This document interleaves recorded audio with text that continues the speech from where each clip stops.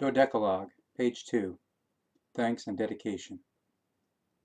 For the realization of this small book, I offer my very sincere thanks to the spirit forms Patali and Arahat Athersata, who, through their telepathic transmissions, primarily enabled me to write the values of this text and to let it go to press.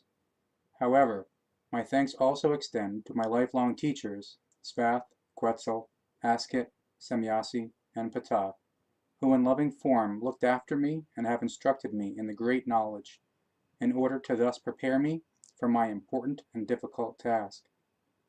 May my thanks reach out to them over unmeasurable distances, wherewith I would like to keep a permanent memory of them.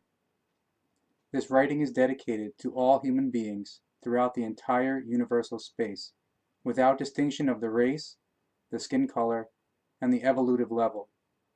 May it all be a form of spiritual value towards the quick progress of the evolution to the true, creational, law-based love, harmony, and truth, and to the obtainment of true knowledge, wisdom, and peace. I also express my thanks to my dear wife Calliope and my dear children Gilgamesha, Atlantis, Socrates, and Methuselah. Through their togetherness and love, as a great help, I was able to fulfill my difficult task and will also be able to fulfill it in the future. I also very sincerely thank all of the following persons who stood by my side in my difficult tasks and performed very helpful services, and who have enabled the publication of this writing. Miss Margaret Flammer, Mrs. Olga Walder, Miss Amata Stetter, Miss Margaret Rufer, Mr. Jacobus Bertschinger, Mr. Hans Schutzbach.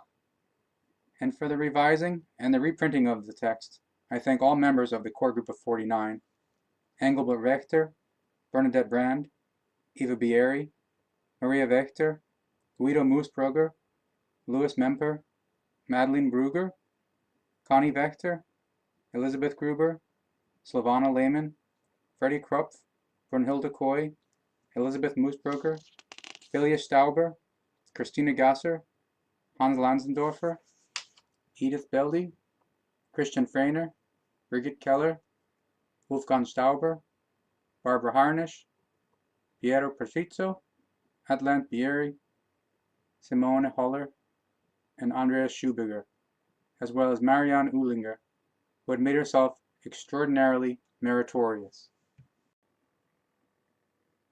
Dodecalogue, page 10, forward. The writing at hand constitutes a spiritual and consciousness-based value which, through telepathic inspiration, was transmitted verbatim, as is at hand to me, Edward Albert Billy Meier, by a high spirit form, and which I, during the transmissions, recorded in longhand, always in the individual handwriting of the spirit form transmitting the message, or a part of the message. The transmissions occurred between the 14th of October and the 17th of November 1975 in 11 parts. There was absolutely no possibility of communication on my part through to the Patali level. However, the text was dictated very slowly, repeated in cases of unclarities, until it was written down rightly in accordance with word and sense. A precise examination of the original transcript reveals that obviously none of the handwriting was in my own normal script. It clearly and precisely appears that various Vasen had been involved in the transcription.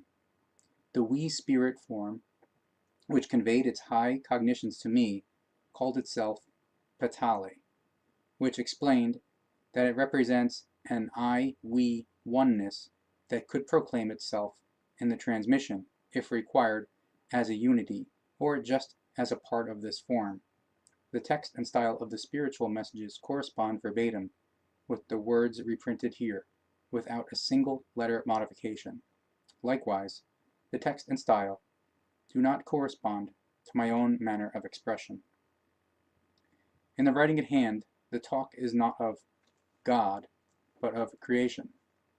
Quote, "The creation is the being and the non-being of the life. It is the most immense mass of spiritual energy in the universe. It is spirit in purest form and unmeasurable in its wisdom, in its knowledge, in its love, and in its harmony and truth. The creation is something spiritually dynamic, a pure spirit intelligence energy, ungraspable for human beings, prevailing over all, and at all times active, creative, standing in unstoppable evolution, all gathered into itself wisdom and love. Dear reader, may the profound truth of the values that are contained in this writing guide you towards knowledge, wisdom, harmony, peace, and love, and bring you great spiritual benefit in every respect. Dodecalogue, page 6, Introduction.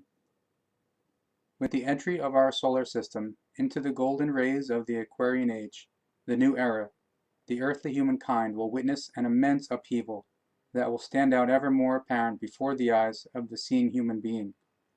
Immense changes in every wise denote the new time.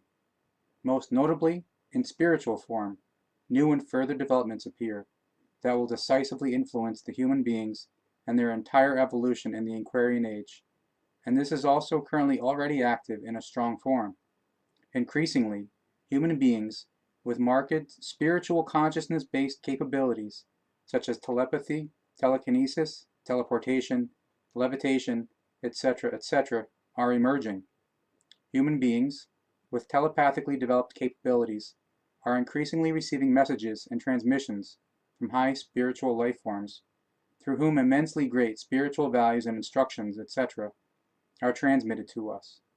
Thus, the work before you also concerns such a transmission of a very high spirit form to an earth human being who already, since his earliest childhood, was prepared for this and other important tasks. Thus, through his spiritual values transmitted to him, which he dutifully spreads, in order to lead the humankind of earth towards a brighter future. To each reader, the wish is expressed that he or she puts this writing aside, unread, if he or she does not already bear within himself or herself the inexorable courage for the truth, or are not able to build this in himself or herself.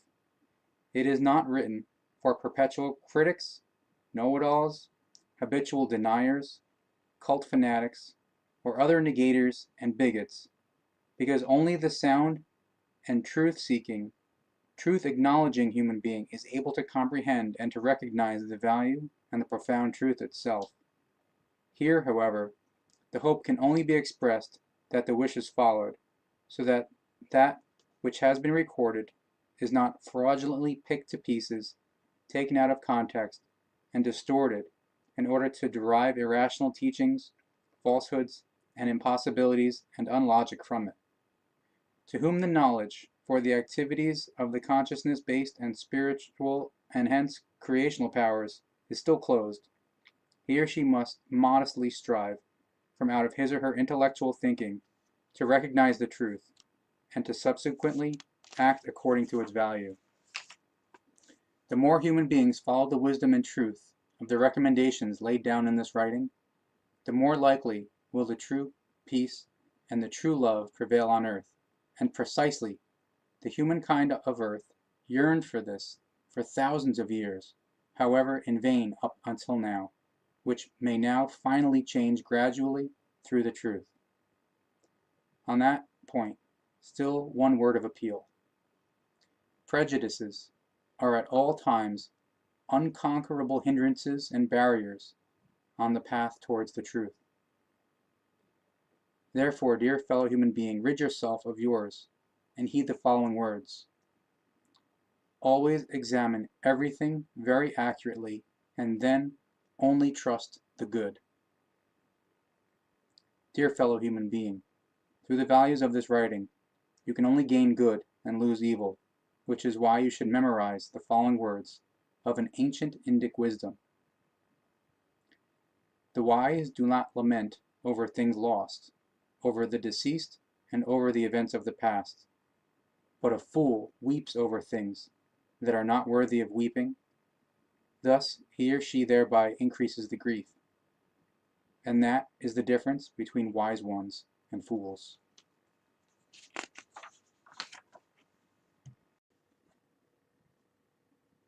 Page 14. The 12 Recommendations from Patali. 1. You shall have no other mites and no gods, tin gods, and holy ones next to the creation. 2. You shall keep honored the name of the creation and not misuse it. 3. You shall make every day into a day of festivity and venerate or control it. 4. You shall not be breaking the bond with the creation contained therein. You shall not commit adultery. 5. Honor the creation equally as you honor, esteem, and love your father and mother. 6. You shall not kill an assorted, which is a very bad getting out of the control of the good human nature. 7. You shall not be robbing and not be expropriating. 8. You shall not bear false witness against the truth, the creation, and the life. 9. You shall never and never speak the untruth. 10. You shall not desire in avariciousness for material treasures and the possessions of the ones next to you. 11. Curse not the truth. 12. Never and never put the creation recommendations and creation laws into unworthy cults. Page 16. Tuesday, 14th of October, 1975, 0846. Decalogue. Instruction and explanation of the 10 recommendations. From a spiritual level near creation, received by telepathic transmission. Do not be astonished at the hearing of my words, which reach to you from out of a far higher positioned, swinging wave level of the spirit. My vason is released from the material, is genderless, and in the level of the relatively absolutely fulfilling itself being, within the love and the truth of the creation. So I will now be comprehensible in you. This happens out of a necessity, and from the occurrence that you have recently become capable of the reception of my words. However, since you research and thoroughly apply yourself to the truth, my form shall be explained to you, for the better understanding of your ways. Never and never, during the time of your present life, will you be capable of communicating with me, because your swinging waves of the spirit only live through the levels of the recognition and the understanding. That, however, is already very much greater than this is able to be shown by any other life form of your present time. Your achieved level, however, enables us to reach into you in order to transmit to you our message for the human beings of your world, whom I will address with my words still to follow, through you and your writing itself. Understand, my vason has slipped away from the material and has entered into the levels of pure spiritual forms. My life is no longer based in the life itself. It has already become the advancing being, and thus to the genderless. My form is no longer subject to the positive and negative, no longer to the male and female. My form is the equalizedness, the genderless. In this form, names are no longer given to us, as this still applies in your level. But since you seek designations, because you still require them for your fellow human beings, I will give you a name for me. Name me, therefore, with the designation Patali. Why I speak to you and penetrate into you and your lower level with my words lies in the appearing necessity of the explanation of the values of the recommendations of the 10, which were handed down to you since time immemorial, yet, however, were very unreally evaluated. My penetration into you will only serve the values to explain to you the given recommendations according to their precise sense in a form that is directed to the human beings.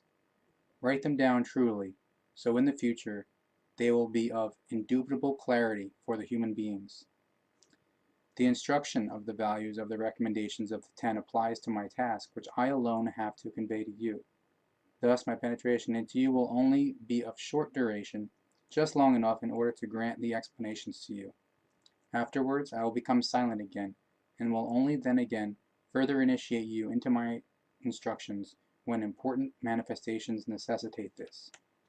Already, around the turn of the present century, the attempt was undertaken by me to make myself comprehensible to a human being of your time, and to grant the person the instructions of the values of the recommendations of the 10.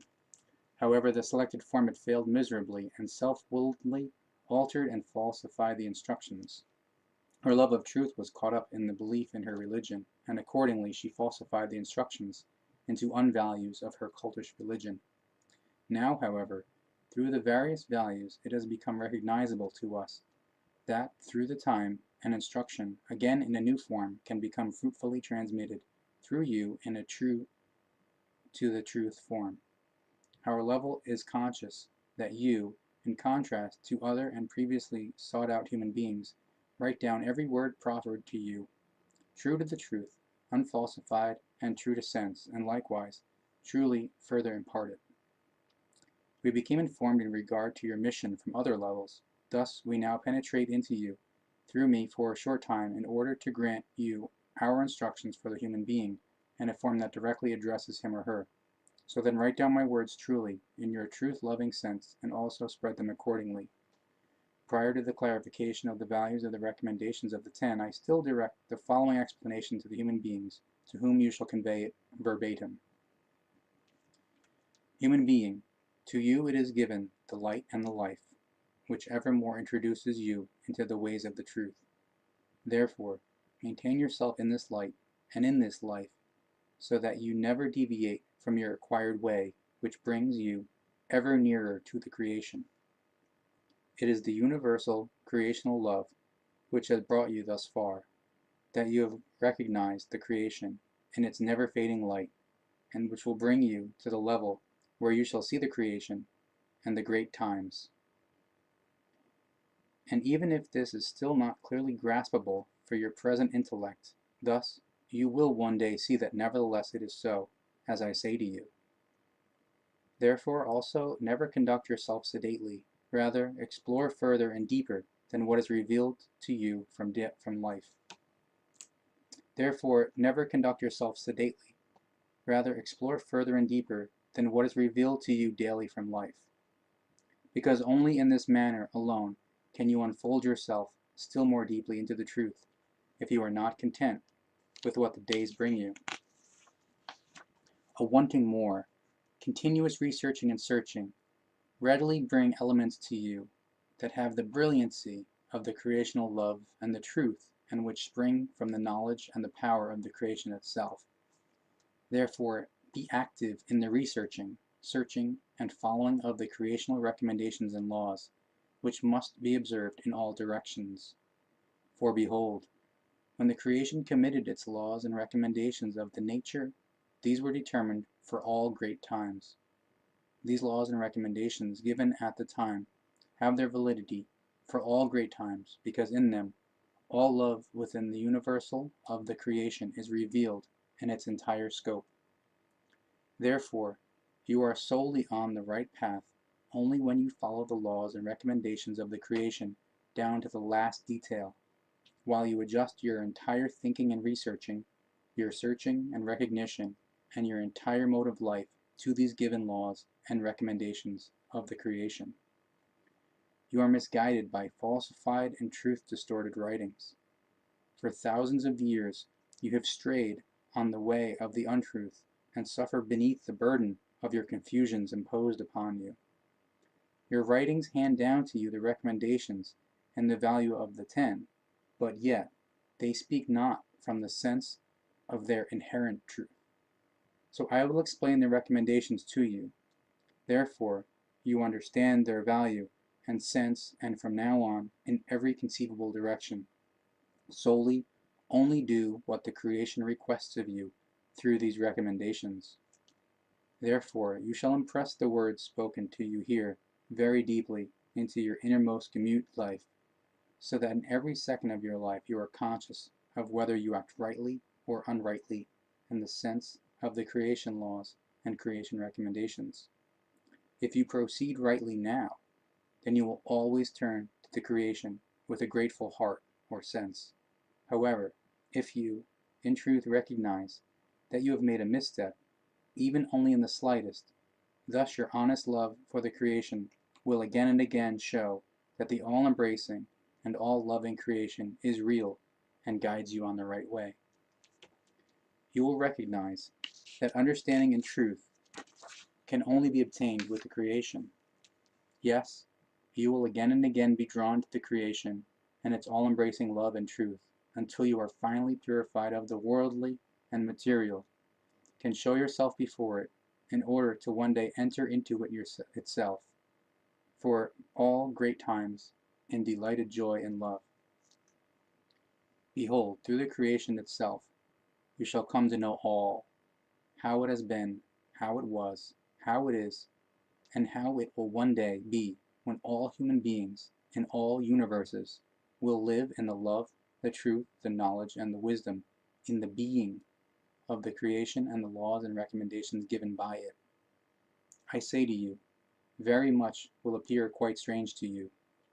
Yet, as I say, so it is, for never and never have I seen, even only once, the untruth within the levels of the pure spirit, because within them reign only the truth, the love, and the wisdom, and the knowledge. If you attempt to keep yourself within the love of the creation, then you can do nothing without the truth which stands in the consonance with the given laws and recommendations of creation. This truth rests within the recommendations and laws and the values of the 10, which I will explain to you from the highest level. Thus you will be introduced into the depths of the innermost spiritual life, so that you, there, where you still feel very strange, will very soon realize that you stand on the ground of the path upon which you should have walked all along. Therefore, do so, as I say to you. Keep a very constant guard over all your desires, so you never and never direct your eyes and your sense towards other things than to that entirely alone which steps forth from the love of the creation, the knowledge, the truth, and the wisdom. You shall live in order to remain preserving the life. However, you shall also live in order to also give the life to others, who appear to forfeit their lives through their false striding into an unreal evolution of false religions and their actions which are contrary to the creational volition. Yes, behold, I speak to you as your counselor and instructor, however, not as your judge and sentencer, because the spirit of the creation permits only instruction, however, never and never punishment and sentencing. And this is unreally taught by your religions. The creation has everything pertaining to the life in rich fullness within itself. Therefore, realize the controlling or venerable value which is contained in it, and in my words offered to you for all great times. In the creation, all lives in all, in order to give that part to all, which their love for the creation lays claim to. If the love for the creation exists in great magnitude, thus the part allotted to you will also reveal itself in the same great magnitude. This is truly so, what I, your instructor, say to you, which I speak to you in never-fading love. This much I want to explain to you today. My next address will be clothed into words of the explanations for the elucidation of the values of the recommendations of the 10. This I say to you in truth. Page 28, Thursday, 16th of October, 1975, 08:49. Behold, human being of the earth, since the time has changed and you have thereby entered into a new form of your evolution, a new prophet had to be chosen in order to proclaim to you anew the message of the truth. This prophet is a human being like you, yet, however, far advanced in the spirit for your time, and unreachable for the normal average human beings in this and in the next 2 lives as well. You will still have to endure 2 lives and difficult times before you will be able to follow his spiritual knowledge, and subsequently it will still require 3 further lives before you will be on par with his knowledge. However, as this will be so, he will be even further advanced and have reached higher levels. After the time has changed and new cosmic influences have appeared, you, human being, have to integrate yourself into the new manifestations. Evolution contingent, you are not able to live contrary to the times for long, so you must join into the inevitable. Therefore, hear the messages of the explanations that we impart to you through me and your prophet. Do not live in the irrational belief and unknowledge that your new prophet is marked by great miracles of might and acts of wonder, because the time of the convincement through visible deeds and wonders has gone into the past and fallen, into the nature of forgottenness. The new time demands only intellect and rationality alone from you in order to find the truth and to realize it. Therefore, do not search for miraculous activities of the prophet, because he will withhold any demonstration of this form on a large scale from you. You are a human being of the new, transformed time that demands the truth and recognition. However, you will only gain these through the searching and researching and through the constant work of your intellect and your rationality when you usefully bring them into application in spiritual form. Therefore, do not be surprised if the new prophet does not step before you, and also not before the masses, in order to proclaim himself. In the new time, these are the false prophets who do that. However, in the new time, the genuine prophet keeps himself in seclusion and only enters into small circles in order to announce the truth. According to the sense of the spiritual work of the new time, he proclaims the truth only small circles, and principally only through writings, in order to thus apply himself undisturbed to his mission, and in order to prevent that he be designated as an idol and called a saint. Certainly he is powerful in the spirit in order to heal you of illness and terrible things, but to do this en masse is contrary to the new time and to the evolution, for such doings belong to the past. Only the misled are still falling prey to these doings and believe that they must bring about the healing of their fellow human beings through spiritual power. But this is false and foolish, because the time has vanished when the human being had been healed from illness and terrible things by others and through their spiritual capabilities. However, if you nevertheless still do this at the present time, then you are foolish and misled, and you hinder the progress of the evolution. The new time demands of you that you think for yourself, and also guide your fellow human beings toward independent thinking, that you instruct him or her in the truth, so that he or she awakens his or her own spiritual powers and uses them for the self-healing of illness and terrible things. This is true love for the next one. It is handed down to you from ancient times that many false prophets will be stepping into appearance who carry out wondrous things and publicly bring into demonstration the power of their spirit. And already for a long time these false prophets have been at work, and many amongst them are well known to you. Many of them you call healers through spiritual power. You call them spirit healers and miracle workers. Certainly in this respect, many are able to use their powers and alleviate illness and terrible things, but nevertheless at that, they are doing wrong, because through their doings they hold back the course of the evolution.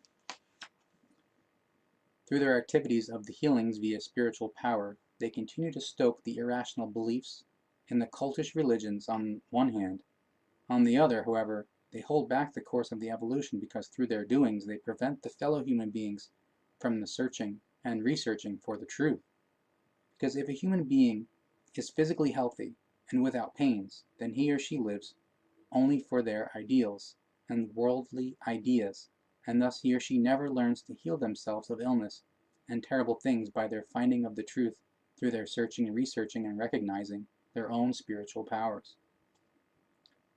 Through the activities of the spiritual healers, as you call them, the human being is kept further in the impenetrable darkness of the unknowledge and the incapability, and are thrusted from the way of the evolution.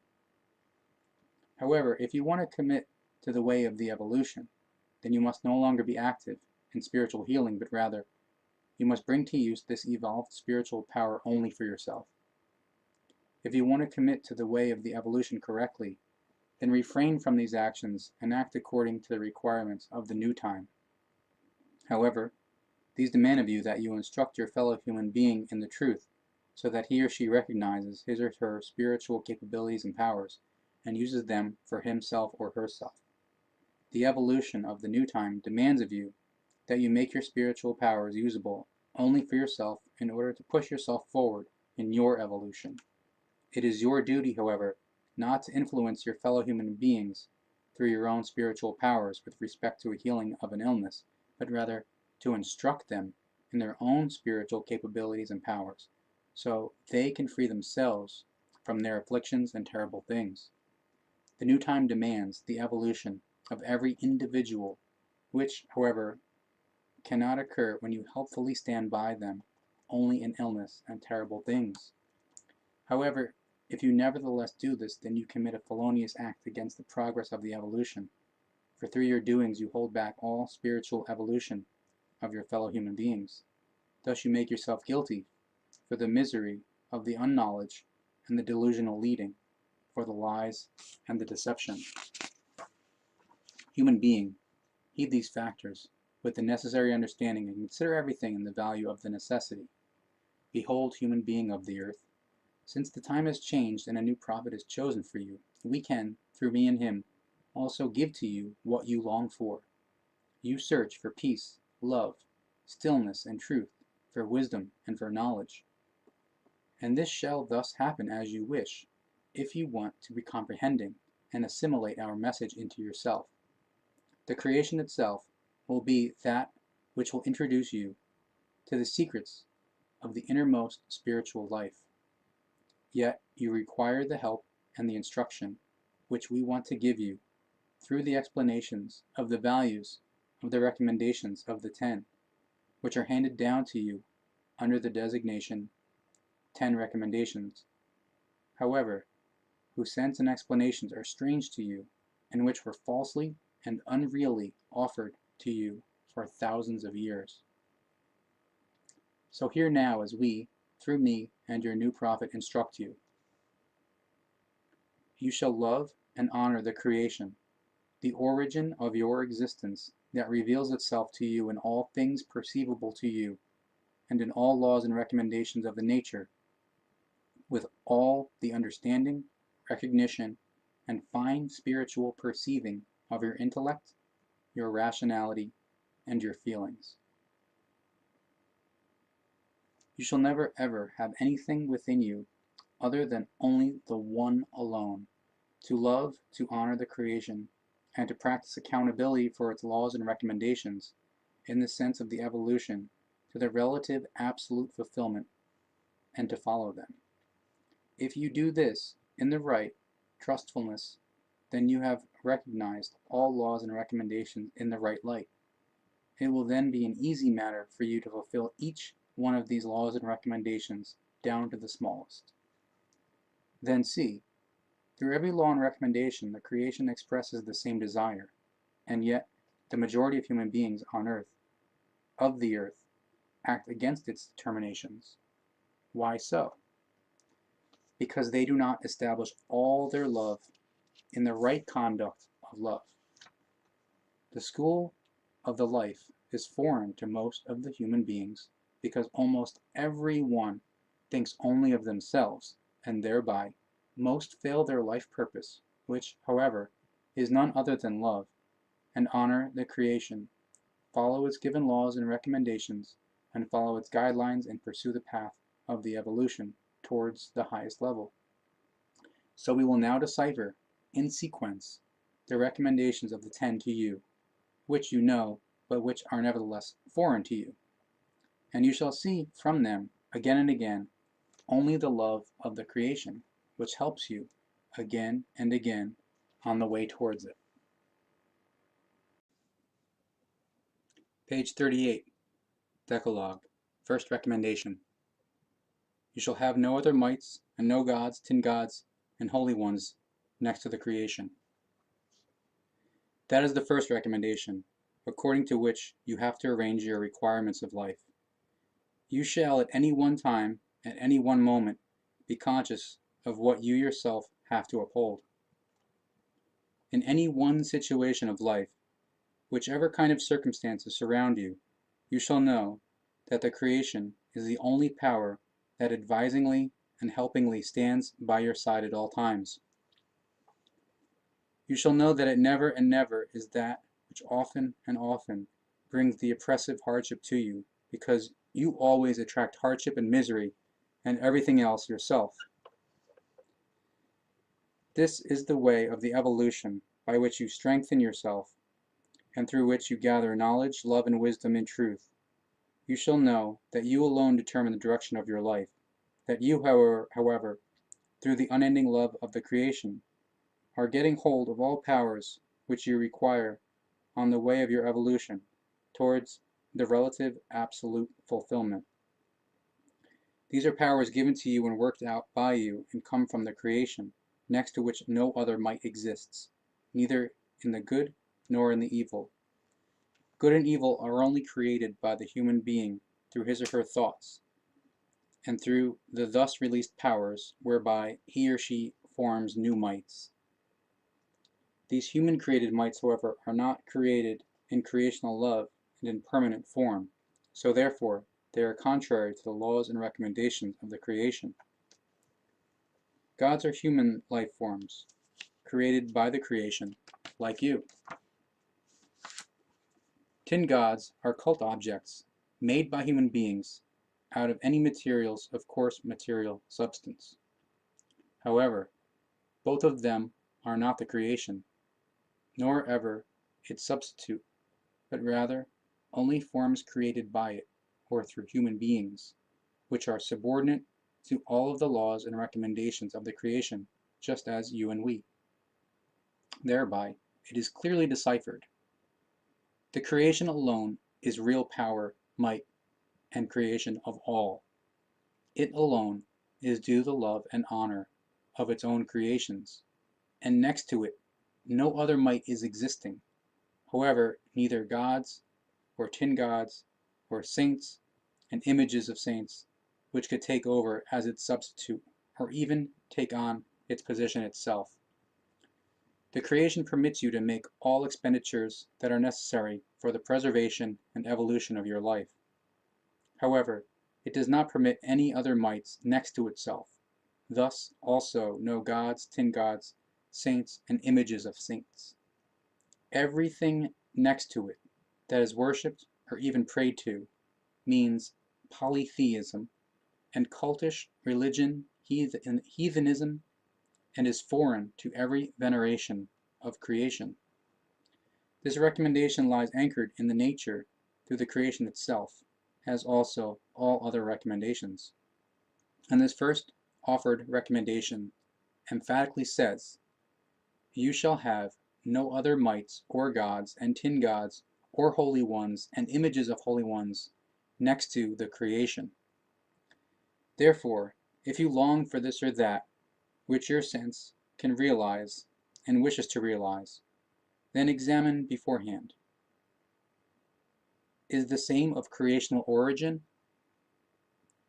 If you now recognize that it is not so now, then your rising love for the creation will protect you beforehand, that you have no other mights next to it, and that you serve no God, and no tin gods or saints or shrines, even for a moment, except exclusively the creation alone, which in truth is your all, and which will remain your all for all great times.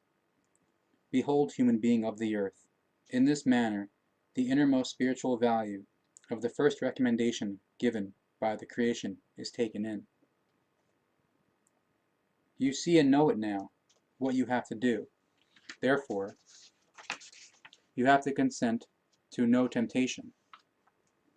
If your striving is to serve the creation and through it, every single other human being, now, then you will and shall never and never lack in the power in order to preserve yourself at any one time within the love of the creation.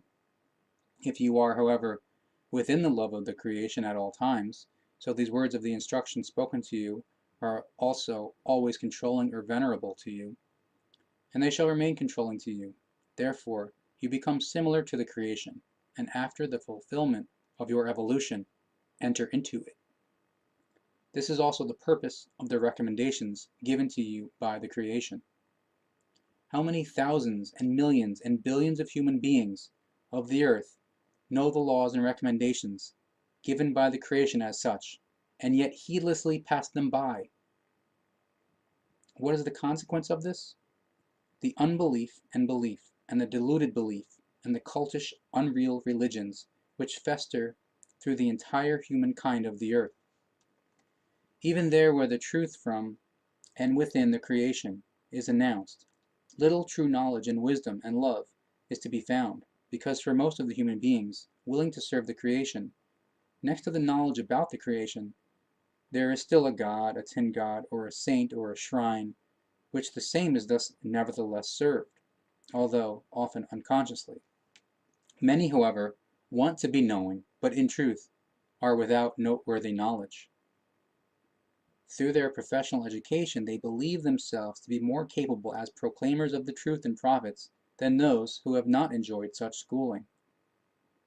This truly is not so, however, for only the teachings of the Spirit enable a human being to become a proclaimer of the truth, or prophet. However, their apprenticeship is obstructed by very many hindrances that are necessary to overcome. According to human estimation, these teachings are unhumane and unhuman because they are marked with extraordinarily many afflictions, hardship, misery, and deprivations that only a spiritual human being is able to take upon himself or herself.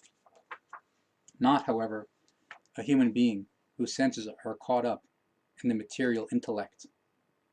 Therefore, each one examine himself or herself. Has he or she assimilated this recommendation given by the creation within himself or herself according to its true significance? However, if even only the smallest of the same is found, per se, that does not conform with the laws and recommendations of the creation, then he or she can and should know that also for the same a god or tin god or saint or several gods, tin gods or saints, and images of saints are existing, which he or she serves or even indulges in, through which the unclarities and untruths can arise in him or her. The gods, tin gods, saints, and images of saints and other mights next to the creation impedes, for each human being, the way of the spiritual evolution and the spiritual rebirth, and only through these can the high culmination point of the relative absolute fulfillment and union with creation be achieved. We explain this to you, however, also to every other one who stands within the love for the creation, in order to lead him or her to the cognition which will clearly and precisely tell him or her whether he or she, next to the creation, also still pays homage to other mights, gods, tin gods, or saints, and images of saints. This is the determination of the creation, which for you shall be the only creation and the only power and might that you have to give your entire love in order to become united with it, the creation of all living created creations for all great times. Behold, human being of the earth, the creation has thus set its first recommendation, and according to the emerging necessity, I will give to you on and on new clarification from our spiritually high level, which swings higher than anything known to you until now, in order to explain the further recommendations to you. Therefore you, in all your relevant life circumstances, have precise information for you to be certain, at any time, that the creation is one in all, and that the whole is nevertheless, again, nothing other than the love itself, that binds all life in itself, out of which emerges the highest blissful happiness for the truly knowing ones. Yet, for those who have other mights, gods, tin gods, saints, or images of saints next to the creation, all the elements emerge which stand against the love of the creation, because all and each is based on the law of the proliferation. Therefore, practice love, and again it will be only love alone that is the emerging fruit for you.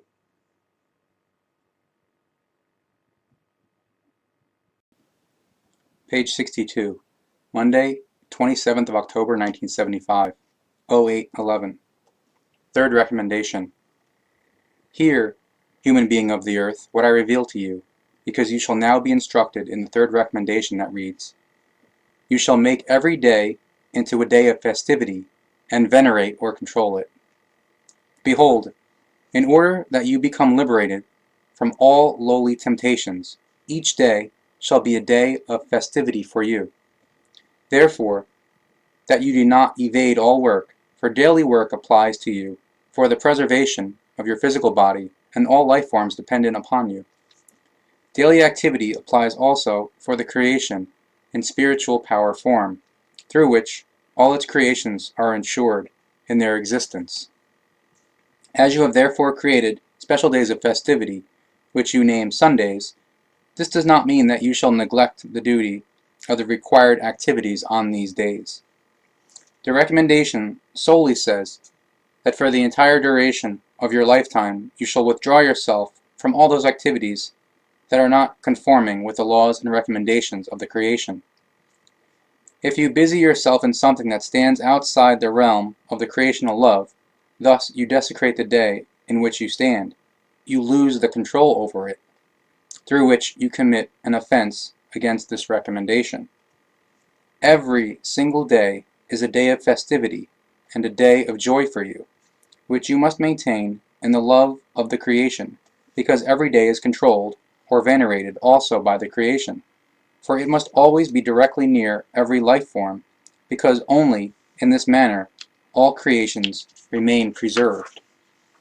So if you therefore do not act thusly, like the creation, according to its given recommendation, it cannot beneficently have an effect on you, and helpfully influence your circumstances according to your strivings turned towards the creation, because out of the non-observance of the given laws and recommendations, again and again only disruptive elements come to the fore that, through your wrongdoing, demand their creational foreign right created by yourself, and which can thereby only again be driven back and fought against by you when you observe the controlling or veneration of the day of festivity. That is the case when you control or venerate every single day, whichsoever it is for you, as a day of festivity, where you bring to expression only to the creation, through every single kind of activity and thoughts, through your words, thus, however, also in the actions and deeds, your thanks, through extolling and praising of the power and love of the creation and the constant control or veneration. Behold, the creation has thus determined this, as you are instructed here. Therefore, preserve yourself in the love of the creation, so that in recognition of the truth, veneration or control is practiced in all respects, so that you venerate or control every day and make it a day of festivity through which the creation becomes recognizable within you as power and love, as knowledge, truth, and wisdom in timeless unendingness. Therefore, the recommendation in the value of the third says to you, you shall venerate every day as a day of festivity. The creation reveals this to you on in all things. Thus, you only have to make an effort in the recognition and in the following. The creation has recognized you in love, and hence, what is more obvious to you than to consciously show your gratitude for this love by you fulfilling its recommendations? However, it is also said to you that every single day is a day of festivity and day of joy for the one who remains within the love for the creation and has become alive in the Spirit, because the life in the Spirit alone furthers the evolution to the relative absolute fulfillment. Therefore, the creation has also given to you these most highly important words and the value which the third recommendation contains within itself. Consequently, allow yourself to be instructed and follow this recommendation at all times, into which you have to immerse yourself. You should know that you are called to a higher life solely in the Spirit, however, not in your physical body, in order to achieve the highest level of the relative absolute fulfillment. Since you are now but still situated in the life on earth according to human understanding, you must thus fulfill your duties towards the creation and towards its laws and recommendations, simply in the sense as such is required of you to do by the given creation recommendations, so that you do justice to all determinations which are imposed upon you as a life form, and which you shall fulfill in dutifulness. Behold, only in this manner you fulfill, in true sense, the recommendation determined by the creation. It requires dutifulness from you, and that with full right, because the creation itself is fulfilled dutifulness in full measure, and it, as the creator of all being, also alone has the right thereto, to require the same from you, as its creation, in order to do justice, in its sense, of the highest level of the relative absolute fulfillment.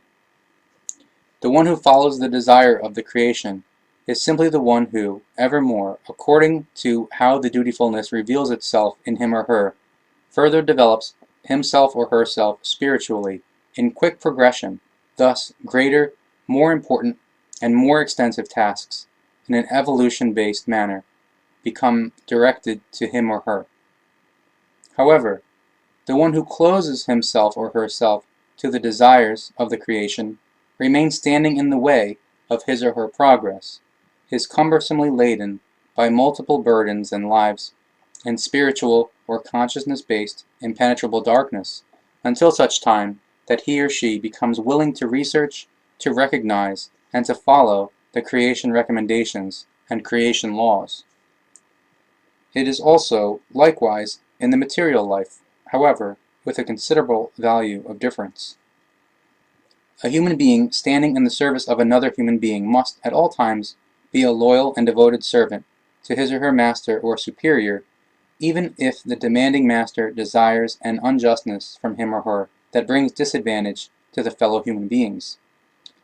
Through the loyal service, the bond of inseparability ties itself around master and servant, through which a dependent union occurs, which often assorted, or gets very badly out of the control of the good human nature, into bondage.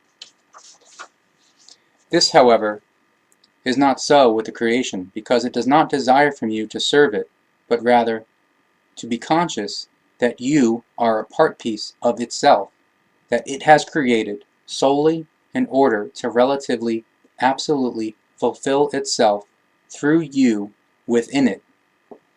Indeed, it requires from you compliance of its laws and recommendations, yet, however, only for the reason because you embody a part of it itself. Thus, in truth, it therefore only sets requirements upon itself.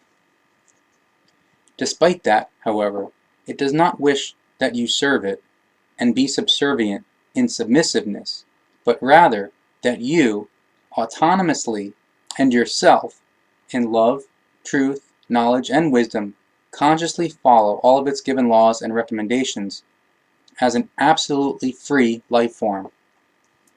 Because only in this manner, if you are inherently willing to fulfill all, do you walk on the way to the highest level in truth. Thus, the creation never wants your services, but rather the actions of your own decisions and will, so at all times you are able to act according to your own choosing. Only life forms demand services and servitude amongst themselves, because this is a malicious, terrible thing, created by themselves, of the imperiousness, might, slavery, and exploitation. The creation never wishes that you are serving it, for this would be equal to a coercion, and coercion never and never finds entry into the love and truth, thus also not into the knowledge and into the wisdom. If your cultish religions, however, speak of services to the creation, of servient, spiritual, or consciousness-based poverty, in submissiveness, and of servitude to it, then that is the evil falsification of the truth, because the creation never and never demands these human terrible things for its benefit. This is reserved for you alone, human being of the earth, which you yourself, like other life forms, have created, the servantry, slavery, dominance, craving for imperiousness, servitude, and exploitation, and submissiveness. Yes, behold, human being of the earth, the entire being of the creation is visible in these things, and the recommendation that you shall venerate every single day as a day of festivity in all of its parts, and within the given laws. Therefore, also be clear yourself. As a human being, fulfill the recommendations of the creation with the greatest possible loyalty, for you are always one with it in a connected bond. Have come from out of it, at all times connected with it, and will be one with it at the culmination point in relative absolute fulfillment when you, as a part of itself, will have entered into it. Accept this clarity as the closing words of explanation of the third recommendation. It is now presented to you what you have to do, in which form this highly important recommendation is to be followed and to be applied by you. Raise yourself in the high-valued spirit which this recommendation reveals and presents to you for all great times. For this life-rendering recommendation harbors within itself the love of the creation itself. Page 48, Sunday, 26th of October, 1975, 11:40.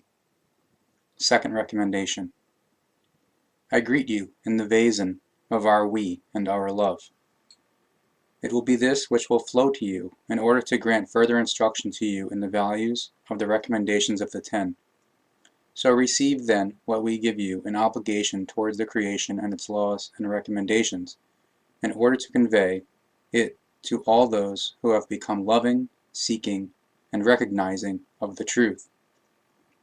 Human being of the earth, here are words of the truth within the explanation of the next recommendation of the creation, which you shall follow as per the first, and those following it, up to the values of the 10. You shall keep honored the name of the creation and not misuse it. In all life situations you shall honor and praise the name of the creation. Thus, you do not fall into temptation to ever misuse it, and so you provide the proof at all times before it and your fellow human beings that you are that which the creation, in its ever-present love, has called into the existence, namely, a creation of the creation, a creation of the at all times venerable creation itself. I say to you, if you observe and consider this recommendation word given by the creation in whichever manner you want, so you must realize that with this recommendation nothing else is proclaimed than that every single life form has to keep itself pure. Thus, however, this recommendation has been given to you in your human form. It states that you, human being of the earth, shall align yourself to this recommendation and keep yourself pure. However, you shall accordingly live not only in the outer, but rather in the inner and the outer in all of your doings and omissions. So you are a human being who now has cognizance of this second recommendation. You should know that every single word and every single thought and every single deed that cannot be brought into agreement with the love of the creation means a transgression of this creation recommendation, and that you thereby consciously misuse the all-controlling or venerable name of the creation. Indeed, as a human being, you load great severity upon yourself through the contempt for this recommendation of the creation, and for very many human beings, this self-produced burden is intolerable. That is what you are told, human being of the earth, you and each one who hear these words of the explanation in love, and have the opportunity to comprehend. Heed this as the second recommendation given to you in all its parts and values which are summarized in one, yet say nothing other than that you, human being, shall love the creation with all your powers, your love, and your knowledge, and the truth and wisdom resulting from it. Therefore you shall realize and honor and praise that, because, after all, the creation itself is the life from which everything has come out of, comes out of, and will timelessly come out of, in all timely and unwavering love. Human being of the earth, do not, however, love only the creation alone, because your being human, in the real and true sense, obligates you to also love all life forms and your fellow human beings that are brought near to you by the creation.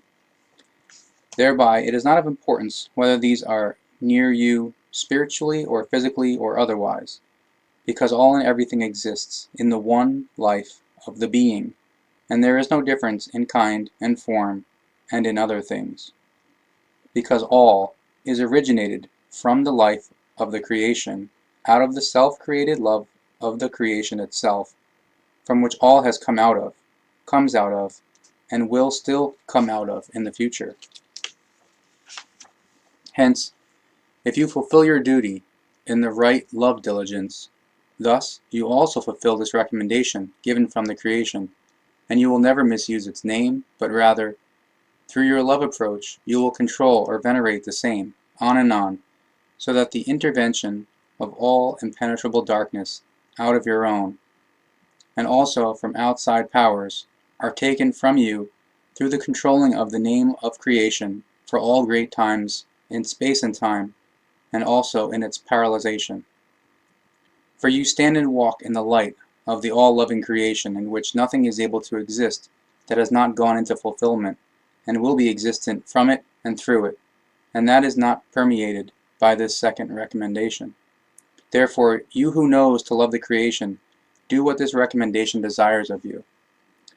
Thus, knowing this, you have rid yourself of the beliefs which are indeed built only on assumptions and devoid of the real truth. Thus, you are free of the beliefs, and have become knowing. Realize, every single infringement and every single contempt of this recommendation shuts the way to the light from you, thus, that you indeed stand in the love of the creation, and have the living breath within you. Still, however, you do not find the path of the recognition, and wander around in the impenetrable darkness of the unknowledge for so long until you are willing to follow the given recommendation, and until you clearly recognize the love will of the creation, which you only find in the controlling or veneration of the name of the creation. The creation, which is the love itself, helps you to advance, yet the following of its given recommendations and laws must find and retain its full attention, because it is not able to do anything for anyone who is not himself or herself willing, and changing within their own will, to follow the desire of the creation in all love, in the knowledge, and in one's own built-up will. Therefore, the creation also determines its recommendation that next to it no other powers and mights, as well as no gods, kin gods, and saints and images of saints, may be tolerated. And, human being of the earth, you shall laud and praise no other names than only that alone which contains the creation in itself, that out of which streams forth on and on the bright, all great timely light, and the unfading love for all creations of the creation. This is that which the creation set in the determination of its recommendations, as it, in its own creation, created and brought into use the powers to attest to its own self-perfecting, evaluative creations, in particular, the creation of the human being life form in all its universal-wide types and forms. How the following of the creation recommendations have been disregarded and are still disregarded today by you, human being of the earth, that is clear enough to you, as you walk along in the light of the creation. With shuddering and fright, you realize where the non-observance of the creation recommendations has led you. From out of our vantage point and level, which proceeds along in the last forms with the relative absolute fulfillment, we do not want to explain to you that you have driven yourself into ruin, because to this it is a very long way. Human being of the earth, you are not better and not worse than other life forms, yet, however, much more misled than all known to us. This, however, also only in the unvalues of your unreal and incomprehensible cultish religions, which find no others like them in all levels or universes known to us. This, however, is not badness nor maliciousness from you, because you have only been misled due to certain unhonest reasons, through which you have fallen prey to the exploitation, the spirit poverty, or consciousness poverty, and the slavery. So it would be false to be reproaching you and to accuse you of the acquired ruin. Nevertheless, be conscious that you continue rushing towards this ruin if you do not avert yourself from the way of your unreal cult religions, which are maliciously foreign to the truth. You still truly have not walked into ruin, yet, however, you walk on the way towards this. Your present state is unknowledge, confusion, unreality, and unwisdom, because you are not living in the values of the true knowledge, but rather in the unreal beliefs in cultish religions, in a god, gods, tin gods, saints, images of saints, idols, and ideals, all of which embody the most evil signposts of the road to ruin and the spiritual or consciousness-based impenetrable darkness. Human being of the earth, you are truly not better and not worse than other life forms, and you have not yet reached the impenetrable darkness, damnation, and ruin on your way of the confusion.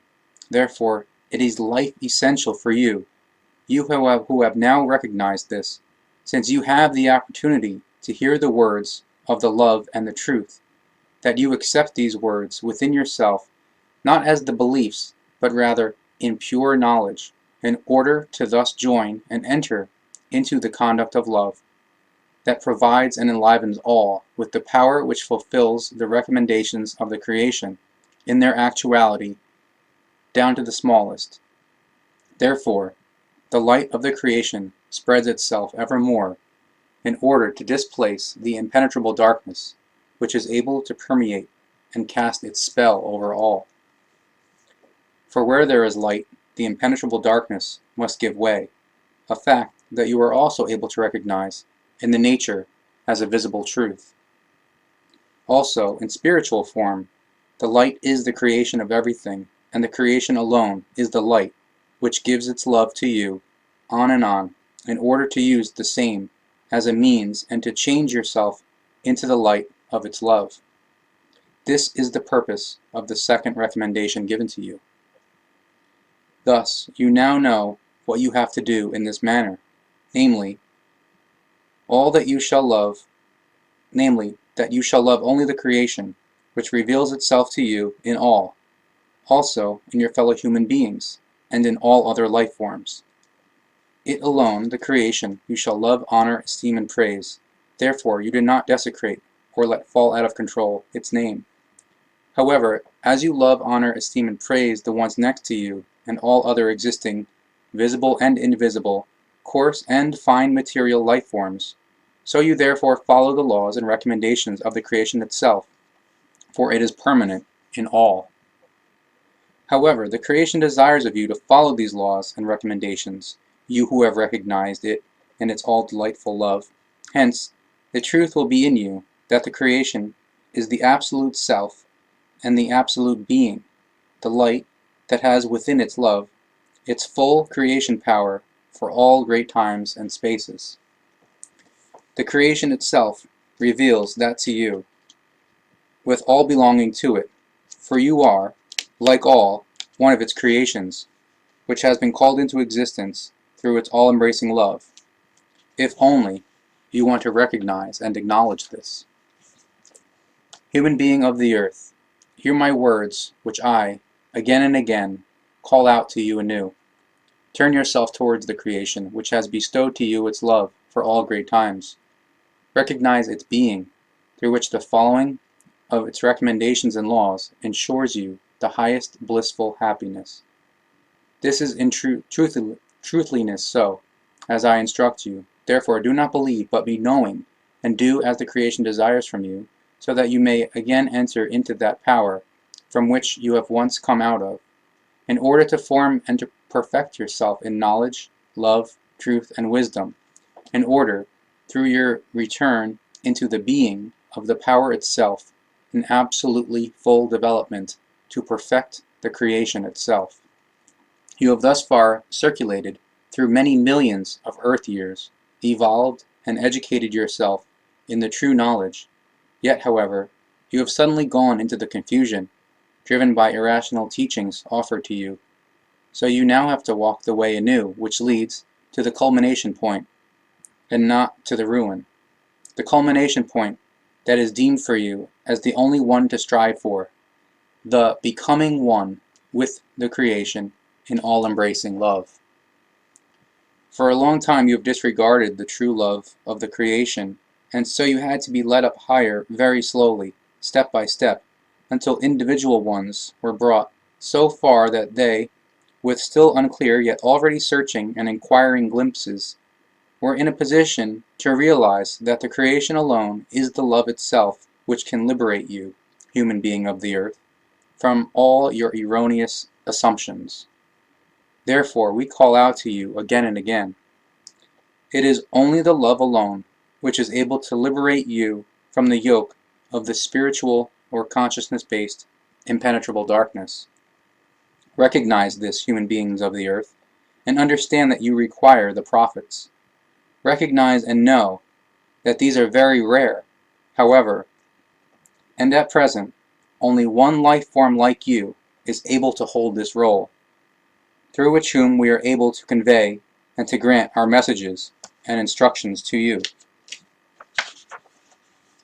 However, we already gave these instructions and messages earlier to human being of your world, word for word, the same as now. Nevertheless, however, our messages and instructions were falsified and completely altered into cultish religious sense. Thus she forfeited the truth and created new irrational teachings. However, through your new prophet, our instructions and messages are now written down and conveyed to you, true to the truth. Therefore, know about the truth and trueness of every single letter offered to you through your new prophet, because each one corresponds precisely and extremely correctly to our true transmission. Now, for the present day, be greeted in peaceful love, and recognize the truth of our message, which we convey to you in the I, through the most loyal human being, true to you and the truth of your present and far future time. Page 72, Tuesday, 28th of October, 1975, 1609. Fourth recommendation.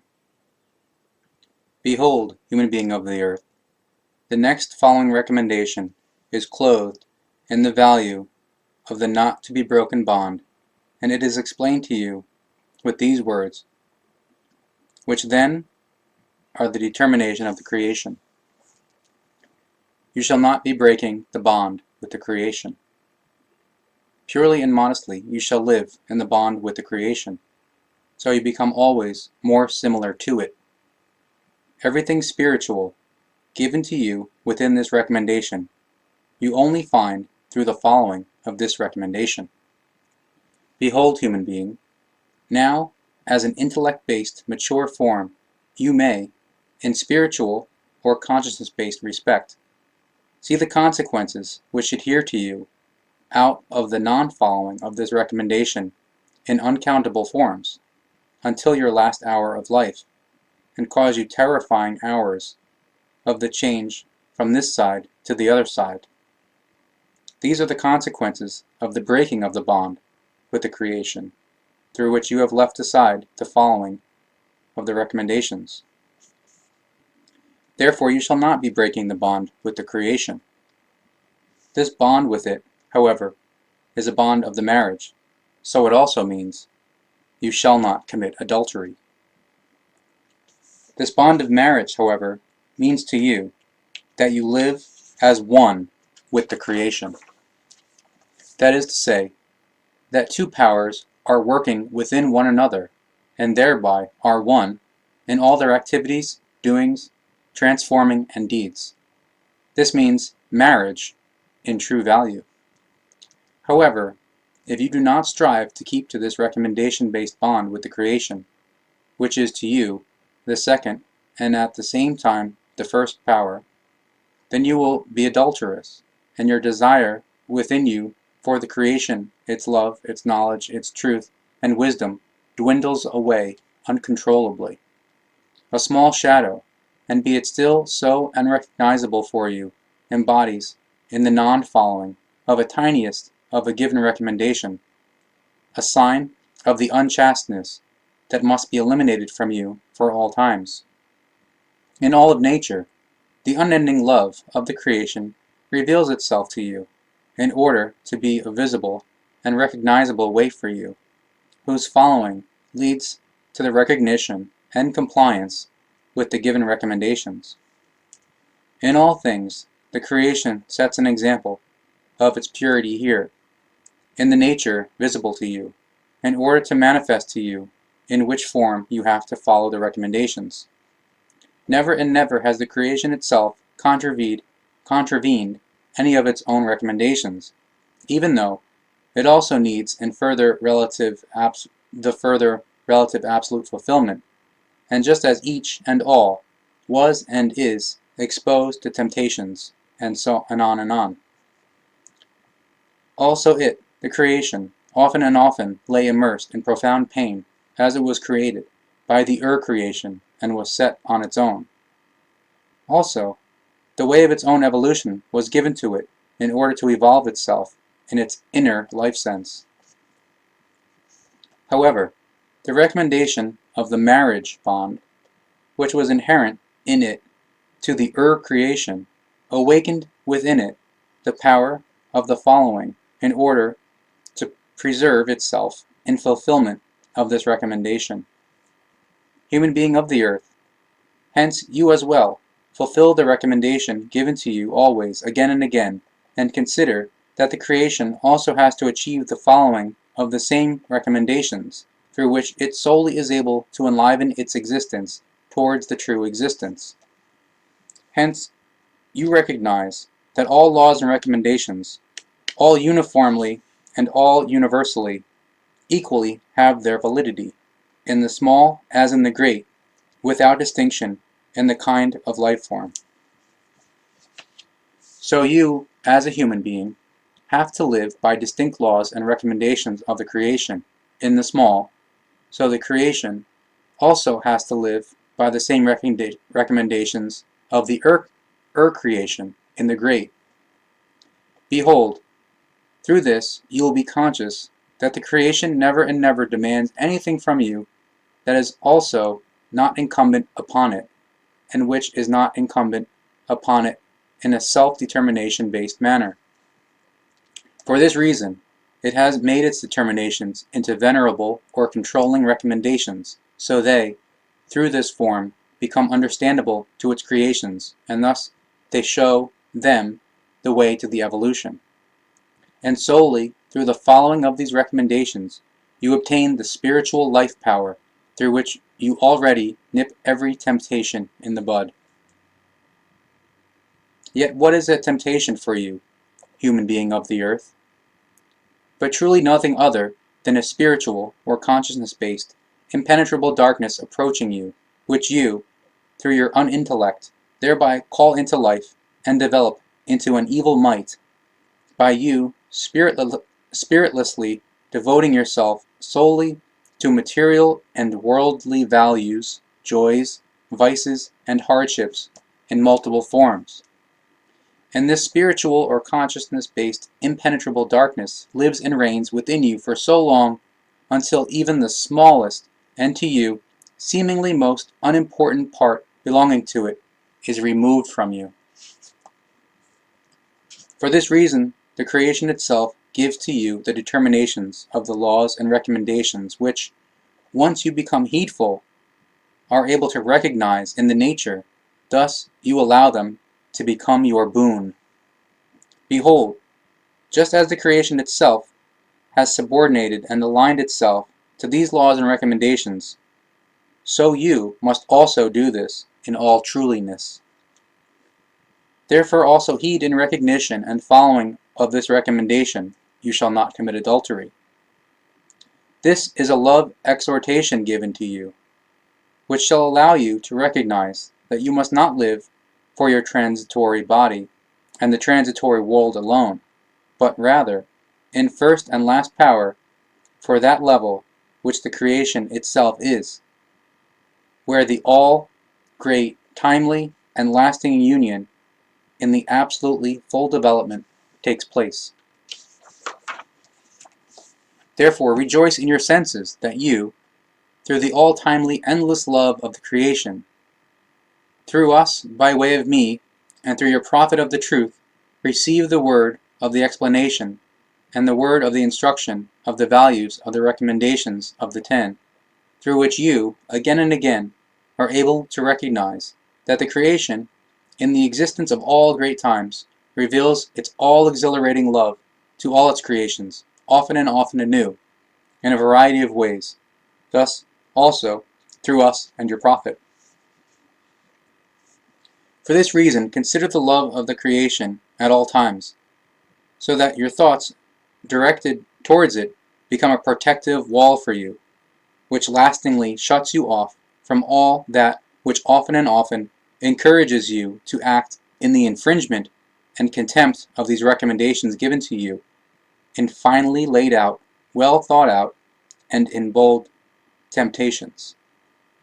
Therefore be thankful whilst reminding yourself continuously about the creation and its love.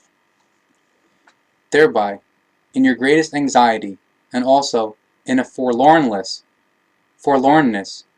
you will never and never fall prey to the spiritual or consciousness-based impenetrable darkness, because through the consciousness given to you that the creation is connected to you in an all great timely manner, you will obtain strengthening, which also enables you of renunciation of all that which belongs to the transitoriness. Thus, with conciliatory senses, and without grumbling, you will also be amicably disposed towards all adversities, all sufferings and afflictions, privations and hardships, and all antagonists, even if you must go against them with harsh words. In this knowledge, you will never and never create feelings of hatred within you. However, you will not be able to avoid expressing yourself in very harsh words if you want to apply yourself to the truth. So you, as a human being of the earth, must speak a very harsh language of the truth if you want to make yourself comprehensible.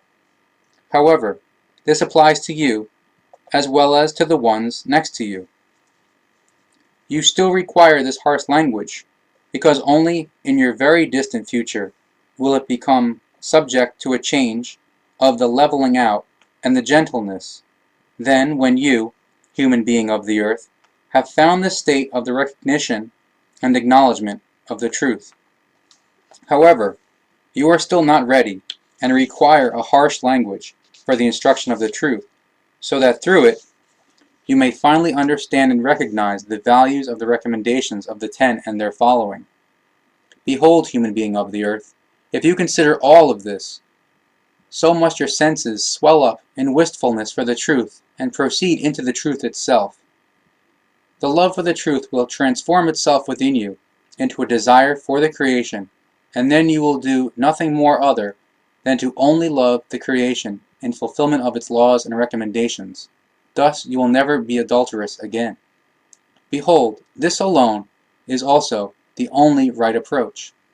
Realize this, so that at any dangerous hour, at any moment where you are exposed to temptations, you yourself are able to integrate yourself into the love desire for the creation. Hence, you know the means which protect you from any downfall, whereby the creation in turn reveals its love to you. For that, it desires nothing more from you than that you recognize its true love, that you also always be conscious of it, and likewise develop it within you as the greatest power. So if you follow this desire, so you also live according to the recommendation of the bond and the value of the non-breaking of the marriage with the creation.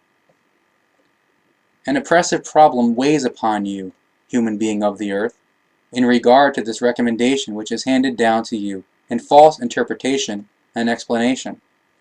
Since time immemorial, it is said to you, quote, "You shall not commit adultery," which then, however, means in truth, you shall not be breaking the bond with the creation. However, through human volition, the easily comprehensible recommendation word was falsified into a human form, through which the deep sense of the truth of the recommendation was lost. Through the form, quote, "You shall not commit adultery," a purely human recommendation of the customs and morals was consequently characterized, which led to delusions, confusions, murder, and false law applications of human making. Hatred, jealousy, and egoism resulted from this as inevitable consequences. Therefore, how can a recommendation thus drawn up by human beings be of rightness, when negative, ausartungen, ensue from it. However, as such, a human and inadequate recommendation is now given to you without it being sufficiently explained to you, although you quite evidently require a precise elucidation. You shall thus be instructed by us in an accurate explanation from out of our level. According to the estimation of the human beings of the earth, a life form commits adultery in the case when two have joined themselves together in a lifelong bond, male and female, whom you call husband and wife, and such a bond which you call marriage. You have established this designation, a human alteration of the meaning of the bond, in forms drawn up by you, without ever having grasped the sense as it was explained to you in preceding words. Truly, if you cite the recommendation, quote, "You shall not commit adultery," also in your terms, human being of the earth, namely, when you have entered a bond between husband and wife, a marriage, according to your sense, then the recommendation is likewise valid for you on a small scale, as well as in the connection with the creation. When the one part, husband or wife, departs from the other and goes away, leaving him or her, then he or she disregards the recommendation and breaks it. This means that the bond entered into is broken. It results in an adultery, because the departing of one from the other, in dissolution of the bond, means that this is broken, and consequently the recommendation is disregarded. However, a contempt and a breaking of the recommendation also occurs when the one part exempts him or herself from the instruction of the recommendation, regardless if he or she continues living together with the other part. The recommendation is broken, therefore, because the cooperation of the two parts is destroyed. However, adultery is also caused, through that form, if the recommendation is thus broken and disregarded by one or both parts, that they connect in consensual form with outsiders who are not involved in the bond or the marriage, which is equivalent to a violation against the first recommendation in the human value, or "You shall have no other mites, gods, tin gods, etc., next to the creation." A special form herein refers to the act of procreation intrinsic to all material life forms, which you call bodily love or the sexual act. In these concerns, you, human being of the earth, are very unbridled and unnatural. Sexually, you engage yourself more extensively than the necessity requires. Through your uncontrolledness, you are excessive and unrestrained, through which many of you often and often are breaking the recommendation of the bond and connect yourself outside of marriage and alongside marriage in sexual form with further partners, through which clearly and with good clarity the contempt of the recommendation finds its completion. The recommendations and laws of the creation determine this unequivocally and without doubt. However, a very strict recommendation of the creation establishes this recommendation with the demarcation in the evolution of the spirit.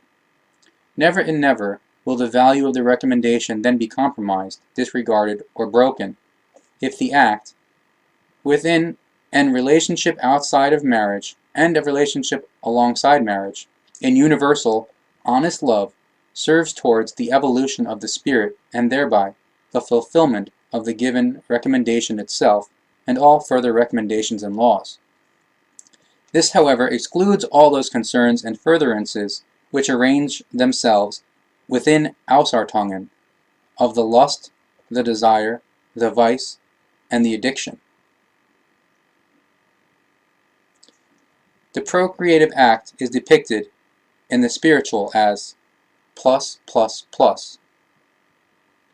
These three plus signs mean 1. Plus, unbreakable bond in the great and in the small. 2. Plus, preservation of the species in the procreation and through it. 3. Plus, assistance through the act toward the evolution commitment and liberation of the spiritual or consciousness-based impenetrable darkness. Therefore, if this recommendation is followed according to these three values, then a breaking of the bond never and never occurs, not even then if two parts, male and female, have joined together in a marriage bond. And this is fair and good before the creation. The same values apply for you, human being of the earth.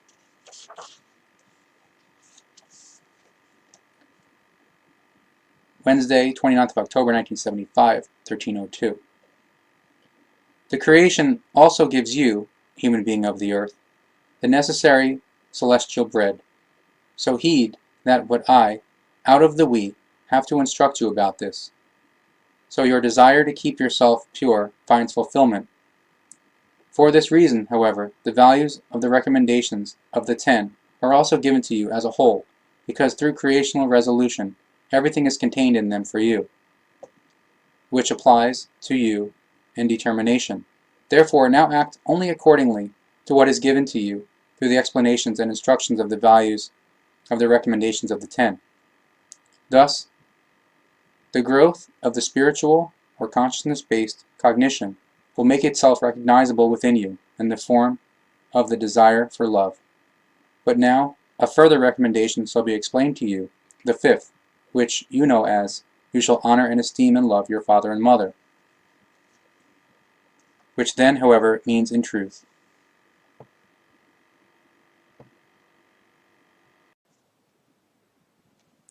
Fifth recommendation. Honor the creation equally, as you honor, esteem, and love your father and mother. Behold now, human being of the earth, as you now know this recommendation in its true words, you will be conscious with clarity that this recommendation contains in itself not only values for your material life on earth, as this was offered to you in a false manner up until now. This recommendation, however, reveals with clarity that above all, you shall emphasize the honor, esteem, and love for the creation, since it is, after all, the creation of all living created creations itself. As it has allowed all, however, to step forth into existence out of its inexhaustible and timeless love. In this cognition, the following of this recommendation also brings about a boon for you and protects you from the downfall into spiritual or consciousness-based impenetrable darkness. Emphatically, you shall be told that you shall honor, esteem, and love the creation just as you honor, esteem, and love your father and mother, through which it goes well with you, and you have an early beginning life in the spirit. But ask yourself, how shall you be able to love your father and mother without perceiving love within yourself? Thus, you therefore first require the development of the love within yourself in order to be able to further give it away. Therefore, recognize the love of the creation in everything, which it gives you through all things. Hence, from this recognition, create the love within yourself and be conscious that you, in turn, are only able to do this through the given to you love of the creation itself. Because how can a child love his or her parents when he or she does not know love, and the parents themselves are far from the love and thereby stand in evil degeneracy, which in these days appears very much in uncountable forms on the earth, which the human beings, through the unknowledge and the delusional guidance of the cultish religions, which foster the progression of the recommendation breakage through their evil doings. The love of the child, however, is not otherwise able to emerge except when the love becomes revealed to him or her by the parents, through which he or she is able to recognize it and to acknowledge it, and thereby is able, in turn, to give the recognized love to his or her parents, through which child, father, and mother find a loving union, and through the thus self-sustaining love enter into the spiritual capabilities which make it possible for them, conscientiously and in cognition of the truth, to prepare the way of the spiritual evolution. Only in this manner, in abidance, is honor, esteem, and love justly possible, and only thus can the recommendation be unbrokenly followed. Therefore, you, human being of the earth, integrate this recommendation in its full spiritual value within you. Therewith, at all times, you are able to preserve yourself in pure love in order to, at the same time, allow yourself to be introduced into the union with the creation, and through it, to become spiritually unified with all other life forms. The instruction of this recommendation therefore says, love the creation and honor and esteem, just as you honor, love, and esteem the father and mother of your material body, so you attain the highest blissful happiness, which brings you together and unites you with everything and with all within the creation for all great times in one. In these values, grasp this recommendation with your senses, so you unfold yourself in love for the creation and everything and all, in order to thus be beneficent for yourself and for all, everything and anything, so you become more similar and nearer to the creation itself. Behold, human being of the earth, the explanation and instruction of this recommendation is made known to you, and therefore now pay attention to its innermost spiritual value. Thus, you enter into spiritual union with the creation. Therefore, live and work continuously and unstoppably in the spirit of the love through your spirit, and according to the values of the recommendations revealed to you by the creation, which it has given to you, and all its creations in its love. Thereby you pursue the way of the evolution to it, and mature into fulfilled, absolute, full development. Behold, human being of the earth, this I make known to you, instructively through us and your prophet, as we have learned this conduct and deed through the laws and recommendations of the all-loving and all-delighting creation, in cognition and following of its universal determinations. As we recognized and follow this, the life in the being began for us, and the obligation of being, to be of service for everything, all and anything, as a help of the life, thus also for you, so that you also live and remain preserved in all great times of the creation. Page 108, Monday, 3rd of November, 1975, 12:10. For today the following recommendation shall be explained to you, which then says nothing other than, seventh recommendation, you shall not be robbing and not be expropriating, which, however, is then handed down to you, foreign of sense, as, quote, you shall not steal. Now behold, human being of the earth, contained for you in this recommendation is that which you do not have a right to do. Specifically, it is instructing you that you shall consolidate all values of the other recommendations into one, in order to act according to the determinations of the creation in every form. If, however, you transgress even in the smallest form one of the recommendations given to you, thus you also act against this recommendation according to spiritual values, because, in the first place, you thereby rob the recommendation of its determination as well as the creation itself, because through your law-breaching deeds you expropriate it of its offered love that it has not only given you, but to everything, all, and anything. Therefore, however, you curtail and rob the ones next to you of that which is given to them as opportunity and duty, to always more closely learn about the creation and to come nearer to it. However, the love of the creation, which you, through your doings, rob those next to you of, is a common property for all life forms. Behold, human being of the earth, for this reason you shall make use of only that part of any love which you are entitled to by rights according to your desire for love, and which is also given to you through the following of the creationally given recommendations.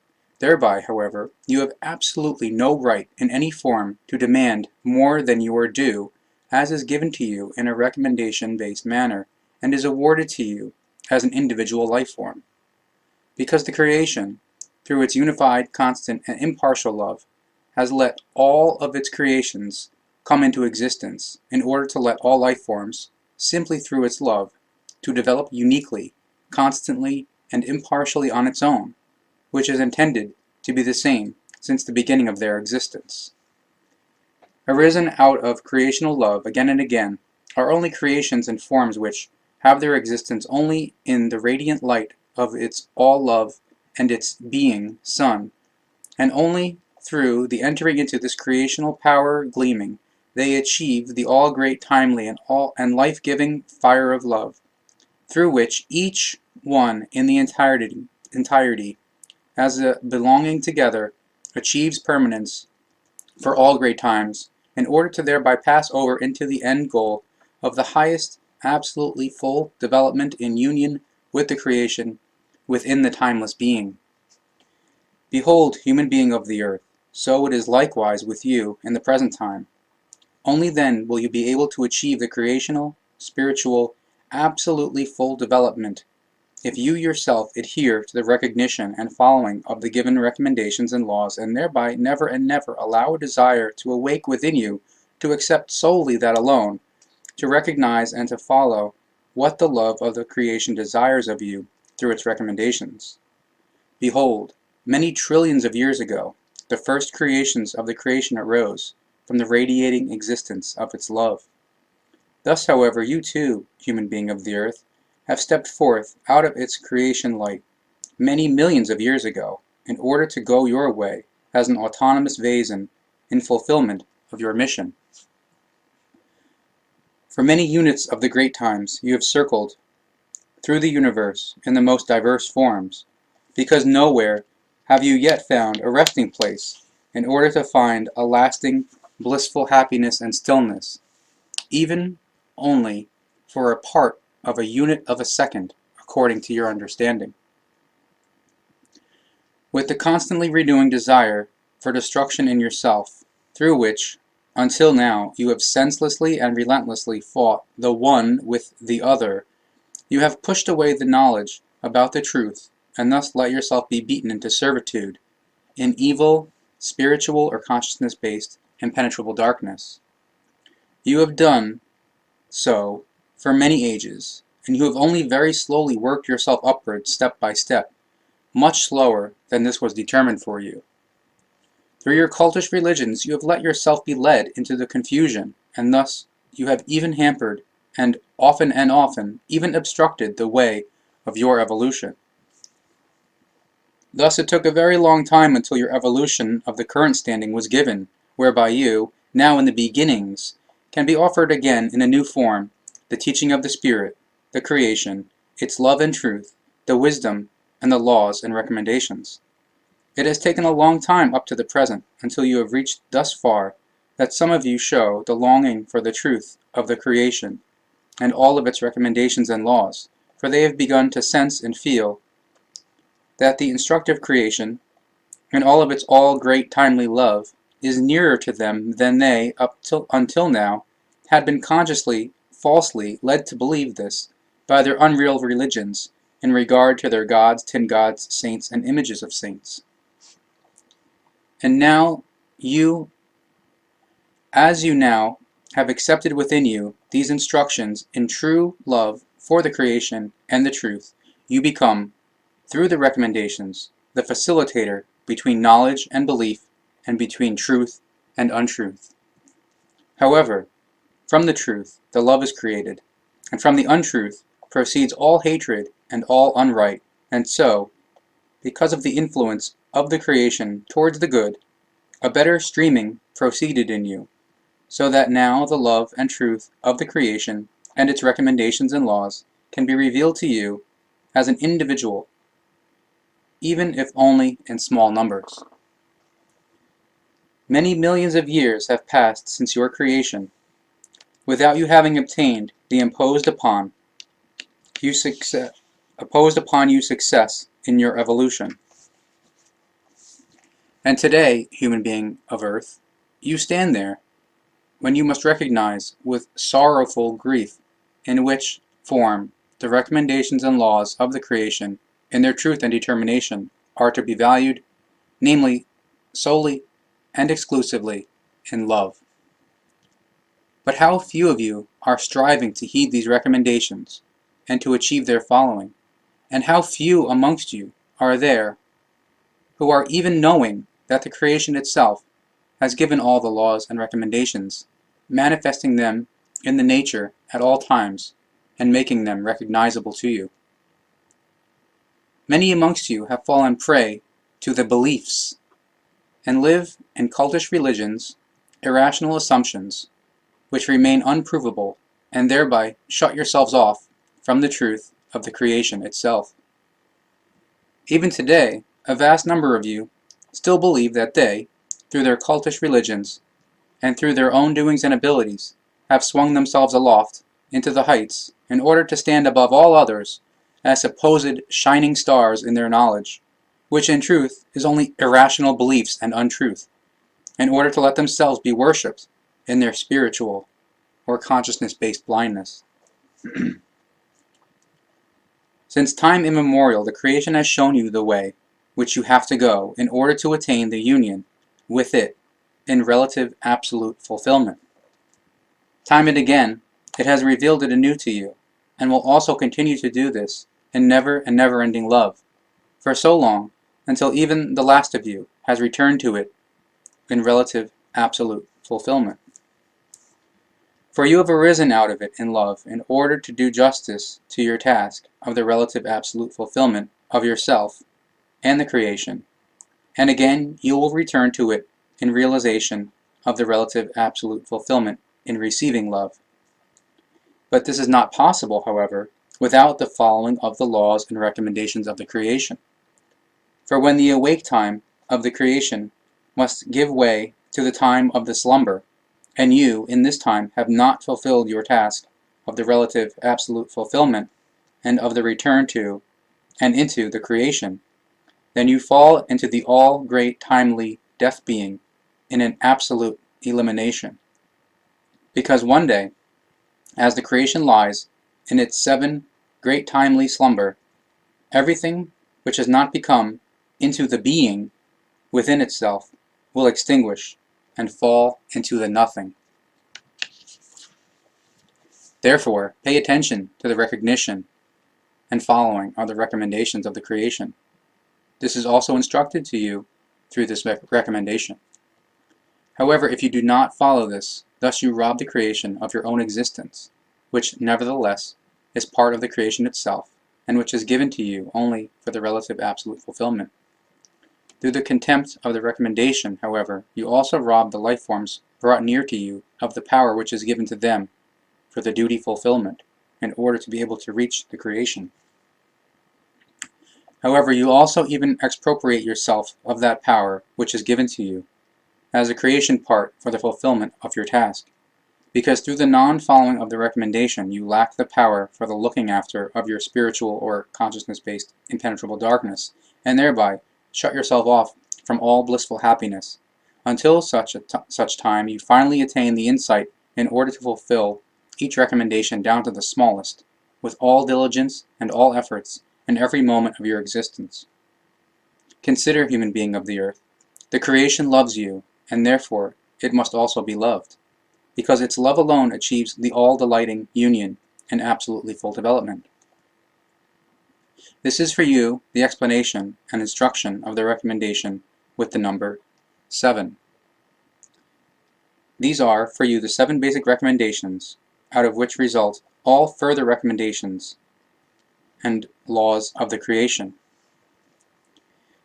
In their entire value, they are specifiable by the number 7 times 7 times 7 times 7 times 7 times 7 times 7, which then, according to your understanding, says that the recommendations and laws in their entire number are 7 times 7, which each in their own denominations are divided into 7 times 7 sub-values and contain recommendations and laws in elaborations.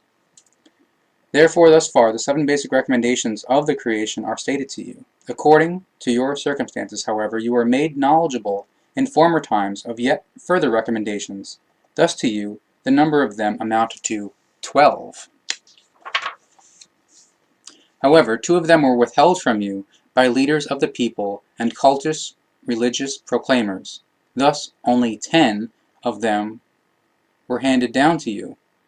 So they are also referred here to you as Decalogue.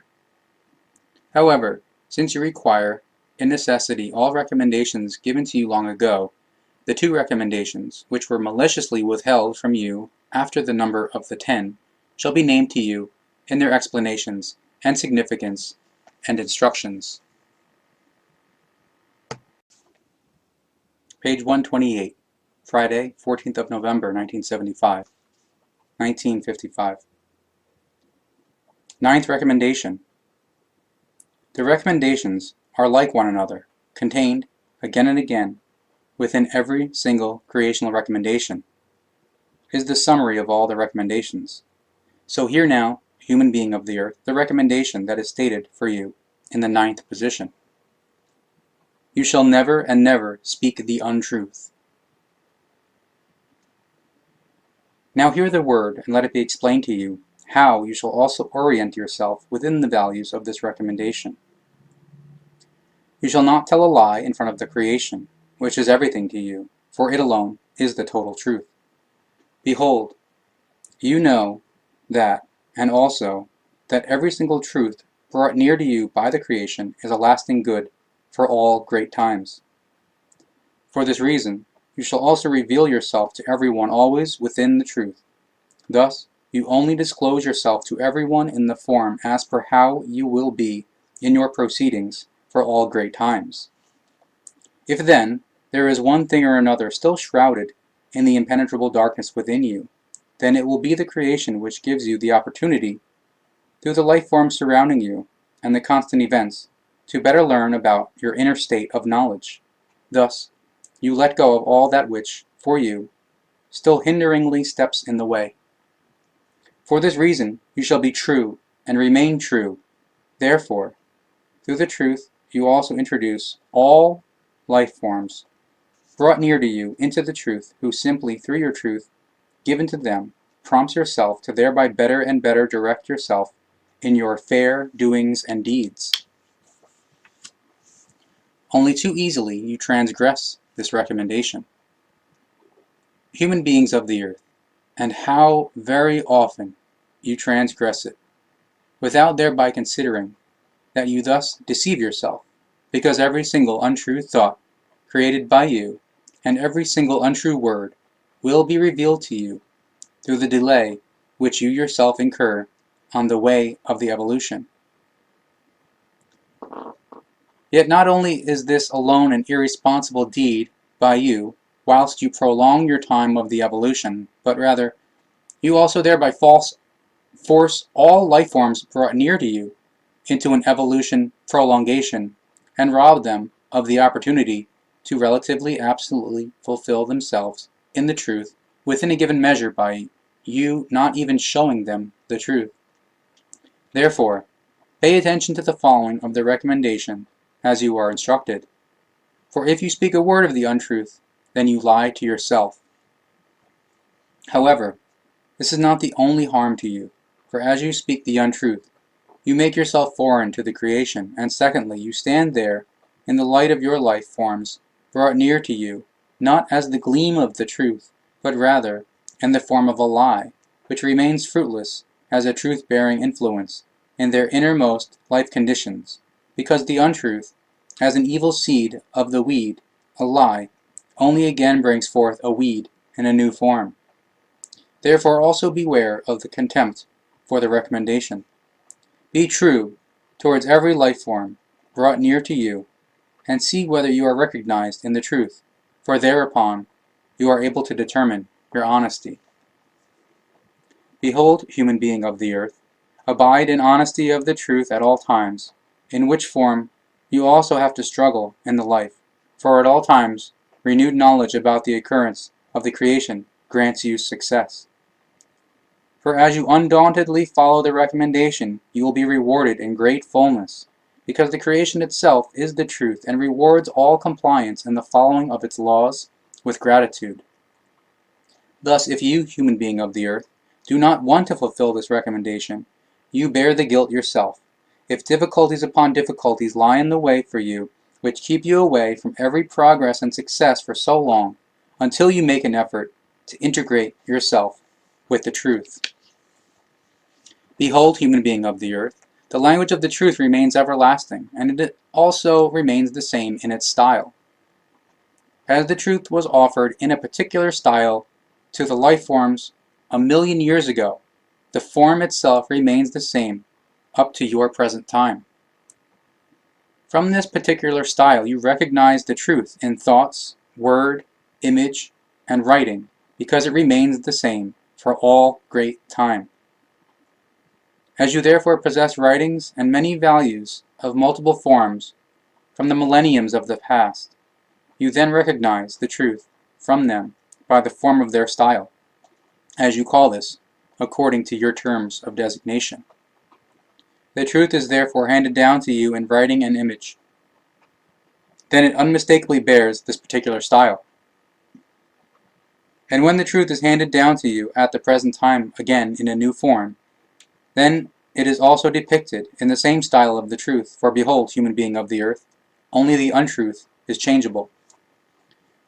It is subject to various forms of style, is inconstant, and unenduring.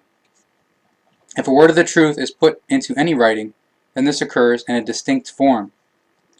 And if it is written yet again, the form of the style itself remains the same, for it will not change one dot of an I in word and sense. However, if a word of the untruth is put into writing, then the style form is changeable and unenduring, because the truth needs constant renewals and adjustments to a new time. Untruth is explicitness of life-forming forms of thinking, which are unstoppably subject to change via the evolution.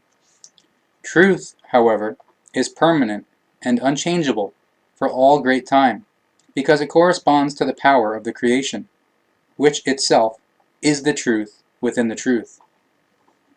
It, however, is not subject to renewals and adjustments, for it is of absolute permanence.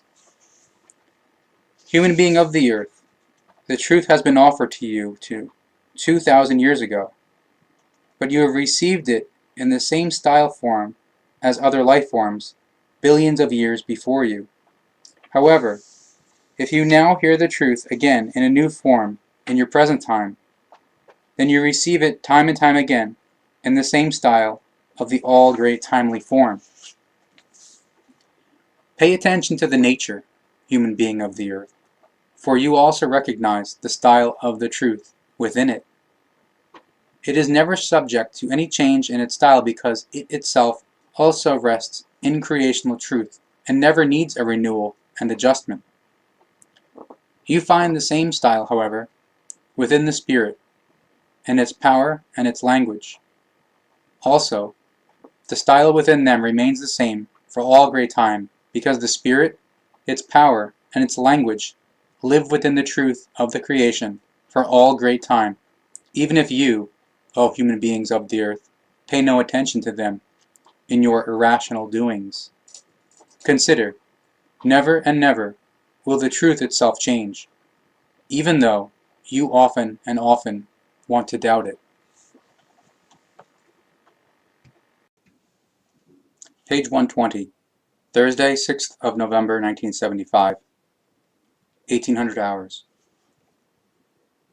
Everything which we instruct you in, human being of the earth, through me and your prophet, of what you have to do and what the values of the recommendations are the desires of the creation, which it has manifested to all life forms through their embeddedness in the nature. If you are determined to proceed, as per how I instruct you, through us, then you will be knowing that every single word given to you is an igniting spark, which will transform your entire existence in the innermost and outermost into a light of life. Therefore let yourself be instructed without doubt that truly only the truth is proclaimed to you, so you shall recognize that nothing has permanence without the following of the creational recommendations and laws. Hence keep yourself far from all doubts, and be knowing in all words which are given to you through me, in us, for they are truliness and love. Hear, human being of the earth, every word given to you corresponds to a permanent and everlasting value, because every single one corresponds to the teaching of the Spirit, which remains unperishing. Hence let each single word be a rich benefit to you, and an immense treasure in your earthly existence.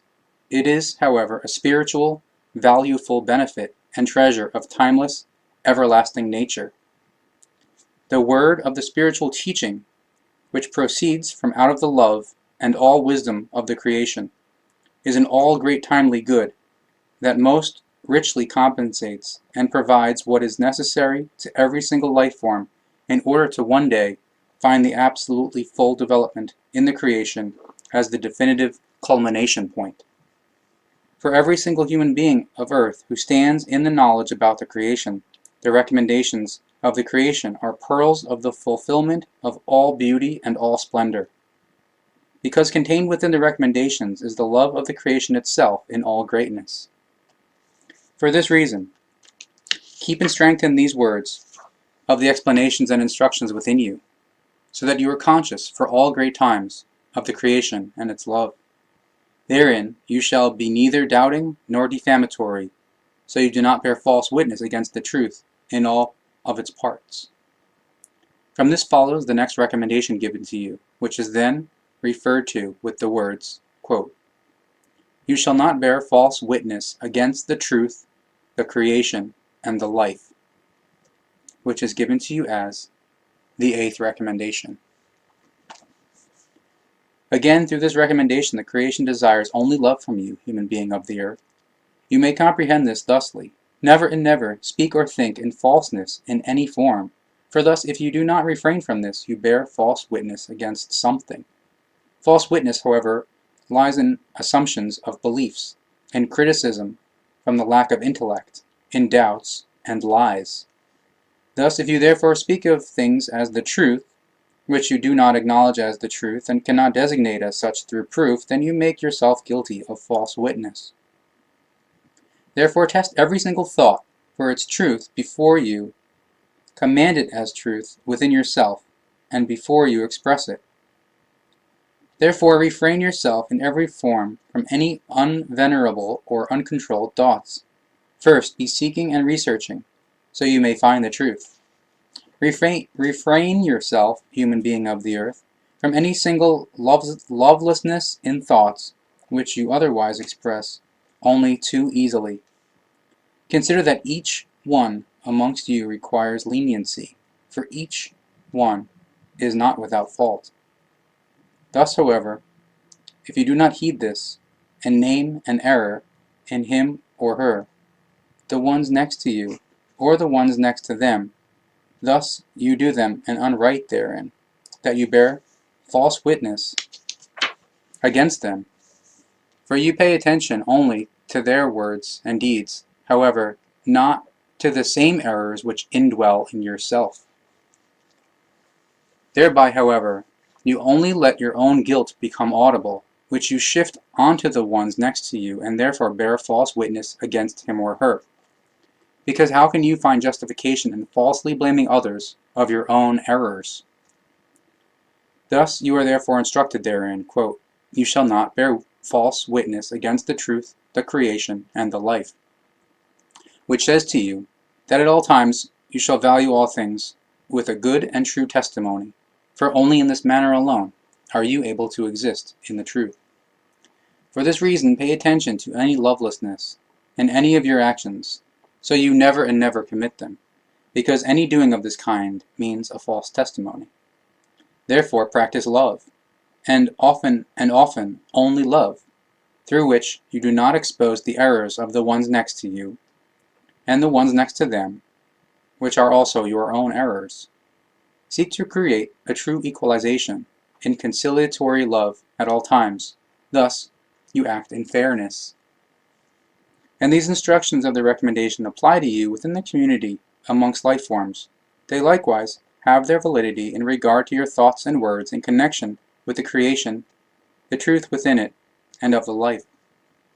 You shall always reveal yourself through the truth to all, so that you may only thus appear, as is determined for you for the future, which then is referred to as fulfillment in absolutely full development. The sooner you turn yourself towards the following of the attainment of this culmination point, the quicker you will become alive in the being. If one thing or another in you is still captured within the impenetrable darkness, you will work yourself out of it and become full of light. Therefore, you are recommended to be true within yourself and to remain true, so that you may, through the truth, also introduce all those into the truth, who simply, through your truth given to them, thereto lead you to recognize yourself, through them, ever better and better in your thinking, doings, and deeds, and speaking. How very easily, human being of the earth, you nevertheless tend towards the infringement of this recommendation. Often and often you do this very recklessly, however, often also in hatred or greed and lust. Never and never do you consider, however, that you deceive yourself through your doings and bear false witness against yourself, because every single untrue thought and every single untrue word is manifested to you through a delay, which you bring upon yourself along the evolutionary way to the relative absolute fulfillment. Yet you not only harm yourself through your false testimony, which you designate as wrong, but rather you harm all those brought near to you by you instructing them in the untruth and leading them along the irrational way. Therefore, pay great attention to this recommendation, and do as is herewith instructed to you, for otherwise you deceive yourself, bear false witness against yourself, against the creation, the truth, the life, and all that is brought near to you. However, if you think or speak in false testimony, then you do not make yourself similar to the creation, but rather far from it and assorted. Be true toward yourself, and be true to the creation, to the truth itself, to the life, and to everything and all that is brought near to you, for only in the truth itself are you able to exist. If you do not want to follow this, then it is your own doing within your own guilt when, often and often, difficulties lie along your way, which you are not able to overcome, or only very difficultly and under great strain. For this reason, always keep yourself only with the truth, wheresoever you are able to find it, because it alone provides you definitive fairness and love, even though the beginning of the truth must often and often be hard won.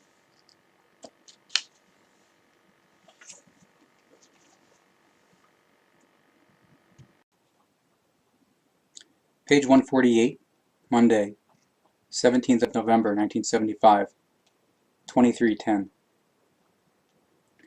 Since you, human being of the earth, are thus instructed in the recommendations of the 10 in their values, as they were offered and explained to you often and often, thus comprehend and follow them now, according to their values. Do not act against them, and do not falsify them in their value, and since, once again, as this has happened often and often, as was also at the time of the turn of your present century, when the instructions of the recommendations were given over to you again in a new form at our behest, through a lower spirit form, to a life form such as yours, which, however, conscientiously falsified all of our instructions to unrecognizability, based loosely on her prejudiced sense in cultish religion.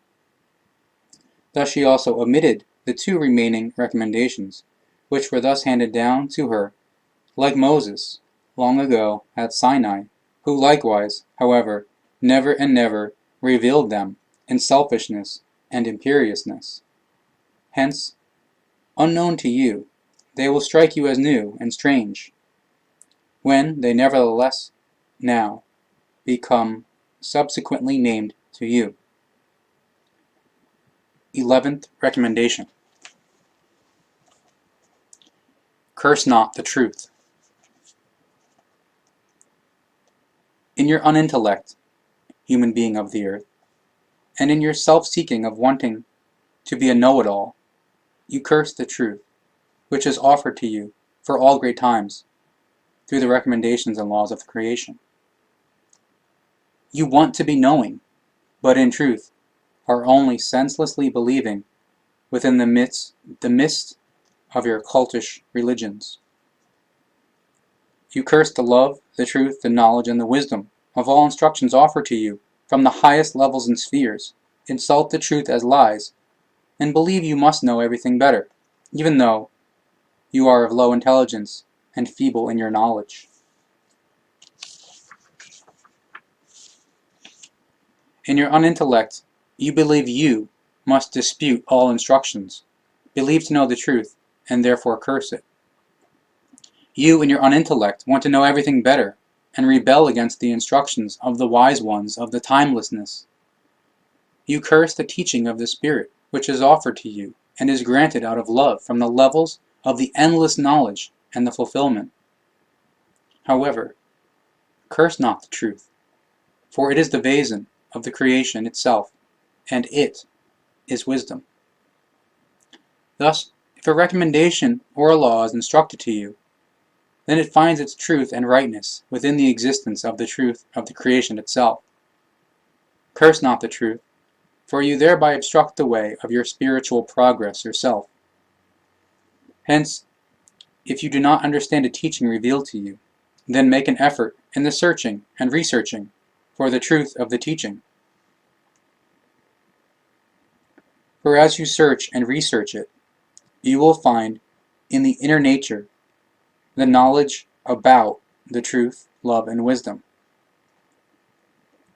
However, if you are not able to do this, because you are still overly caught up in your cultish religions, then do not curse the teaching of the truth, but rather make an effort for the way to a knowing and a wise one who was able to reveal, through explanation, the innermost core of the truth to you.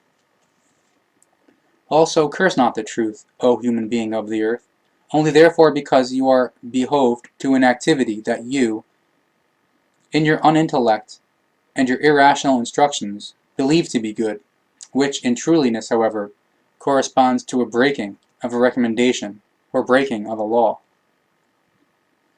Therefore, human being of the earth, let yourself be instructed. Throw your false self-seeking, your unreal belief assumptions, and your knowing better in pusillanimousness into the abyss of the impenetrable darkness, so you become free from unknowledge and untruth. If you curse the truth, however, then you curse yourself and all your fellow life forms in the worst manner. Therefore, you destroy the bridge to the path of the life for yourself and all others, and force everything into the impenetrable darkness of the spiritual or consciousness-based poverty. Raise yourself into the light of the truth, human being of the earth, for only there you find the radiating light of the existence of the creation. Never and never, however, in the darkness of your cursing of the truth. Page 92, Saturday, 1st of November, 1975, 1810. Sixth recommendation. You shall not kill in assorted. According to the outer sense, human being of the earth, this recommendation likewise appears to you as one that is only able to offer values to you with respect to a life on earth. Yet, however, until now, you are also falsely instructed in this respect, because in greatest measure this recommendation, in its value and its meaning, applies to the everlasting life in the being and the fulfilled, relative, absolute, full development. So then, human being of the earth, you shall not kill in assorted. The creation instructs you in this through the nature, in which all recommendations and laws are anchored and recognizable. Thus, you only need to strive to heed and to recognize them in order to achieve their following. Through this recommendation, the creation speaks to you of the killing, in general and in particular. Therefore, all that which has living breath in itself, you shall seek to preserve the life, and not kill it in Ausartungen, which then are hatred, egoism, jealousy, strife, lust, maliciousness, revenge, condemnation, greed, vice, and many other equally directed unvalues. Thus, however, if you must kill in self-defense of yours or another's good life in order to protect it and preserve its living breath, then you make yourself not guilty of the killing in Ausartung. For when coercion becomes imposed upon you, you will always be without guilt. Thus, also, if you kill lower animal and plant forms for the sake of the daily food procurement, you are not guilty of the killing in Ausartung, because various lower life forms are given to you that shall serve as the nourishment for you. Thus, however, if you kill at any time you desire and according to your free choosing in Ausartung, you make yourself guilty of the killing and fall to the law of the elimination. The law of elimination is to expel or banish from society, or to separate from society. Your efforts, human being of the earth, your approach towards each life form must be such that the inherent life of theirs is not shortened in any manner, even by only 1 unit of a second in your understanding, unless the laws of the protection, the self-defense, the life preservation, and the food procurement demand their values. For behold, every single life form is a protector and protectress of an imposed task of theirs, as well as the co-maintainers of the given lives next to them. Thus, you, human being of the earth, are also obligated, through the love given to you by the creation, to care for all life forms brought near to you and to protect them. Behold, human being of the earth, do you understand what I instruct you through us? Now, you will then also recognize the value in spiritual form which is inherent in this recommendation. You will recognize it in the truth of its existence, and you will also recognize to what extent you have become a killer of the innermost spiritual powers of the ones next to you, if you have moved yourself outside of the values of this recommendation. Through an unfriendly conduct, you arbitrarily arouse feelings and thoughts in those to whom you bring the unfriendliness, which stand in contradiction with the love desire of the creation, and precisely these are the plants full of poison that overgrow the soil of the senses in great haste and threaten to smother the creational seed, which is deposited in every life form, and very soon you yourself are the one who speaks against the love and existence of the creation, without you first even having only an inkling about it, because in initial form you unconsciously commit this, triggered, however, by your previous conscious wrongdoing. You shall have your attention, within your life circumstances which are given to you, directed towards the fulfillment of the recommendations alone, in order to follow in every direction your creation, which loves you through recognition and cognition of it. Thereby, however, you not only have to fulfill an obligation towards yourself in order to represent the creation within yourself, but rather to also engage yourself instructively in the creation recommendations and creation laws in duty fulfillment towards all your fellow life forms, and to be representing of the creation in this task fulfillment. As a signpost herein, the creation is always kindness and also fairness to you in all its created things. However, it is also to you the light and life giver in all, for all great times. You, however, shall also be that, human being of the earth, for in fulfillment of the laws and recommendations you shall also give light and life through the delighting characteristics that arise out of the following of the recommendations revealed to you. Never and never is there an agreement or excuse equals the recipient for you, which entitles you to act differently and to proceed differently than that which the creation itself is justified to do. Hence, consider, in whichsoever form you confront the creation and its laws and recommendations, it nevertheless remains the creation alone for all great times, in its uncomparable and all-timely delighting love. Indeed, amongst you, human being of the earth, many kinds of destructive elements step forth. Thus also gruesome events, which drive you to the irrational assumption that the creation is a punitive and often destructive power.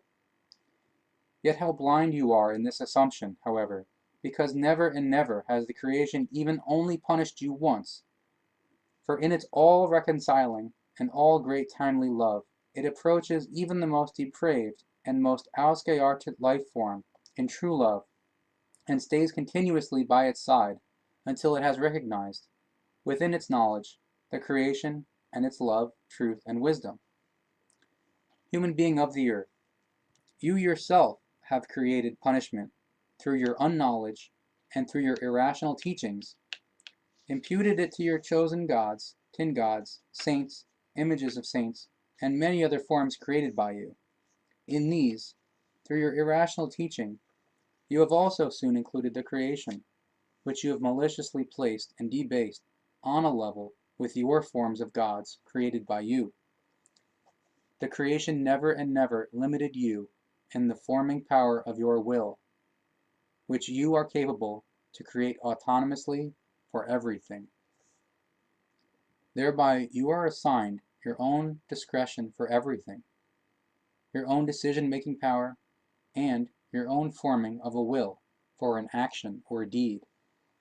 However, as you form your will in irrationality and unknowledge, evil consequences of your falsely created will step into appearance, through which you expose many thousands and thousands upon thousands of life forms to the death within a single minute, and prematurely deprive them of their task and their fulfillment.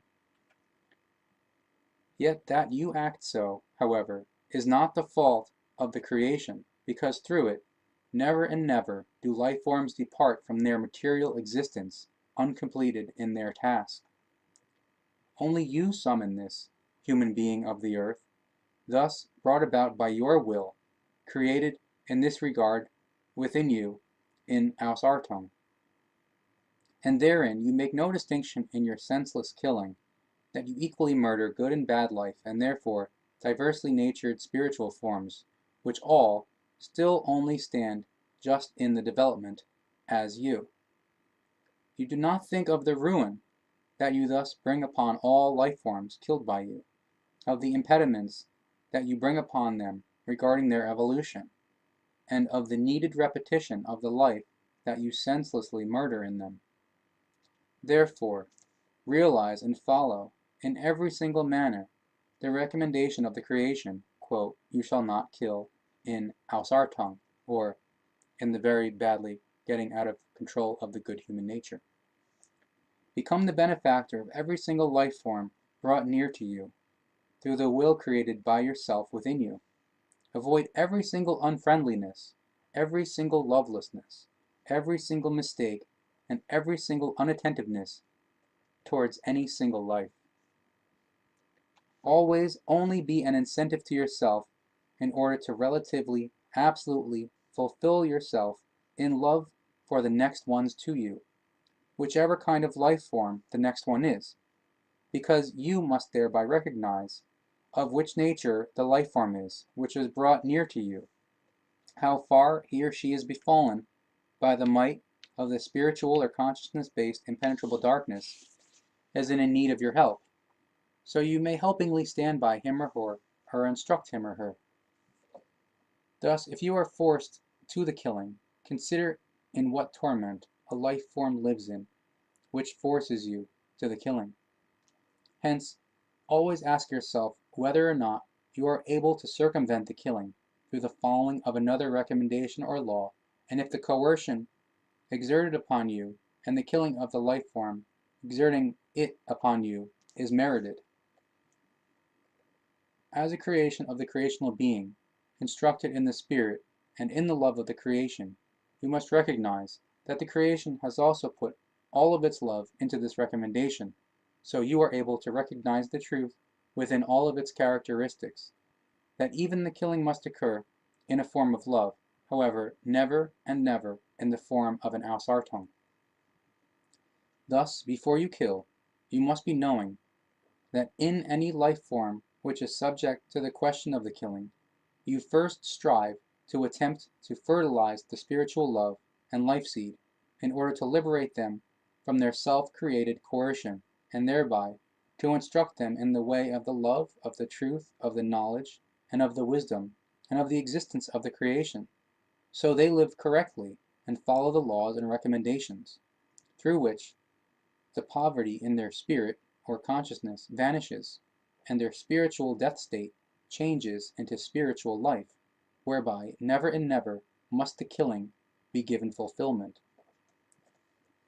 Behold, human being of the earth, you often and often kill in non-fulfillment and non-following of the recommendation, wage senseless and murderous wars, kill out of hatred, revenge, and avarice, and you even have the audacity to spread death and ruin out of lust and vice. You kill out of unreal belief assumptions, wage wars for your cultish religions, and often allow yourself to grant the command of the killing through delusion in you, created by confusions and deceptive imagination. You do not trouble yourself thereby for the empowerment to oppose these commands yourself and to not let them be carried out. Unhesitatingly and thoughtlessly, you live in the following of the commands and kill millionfold without reflecting upon the recommendation, quote, "You shall not kill," in assorted.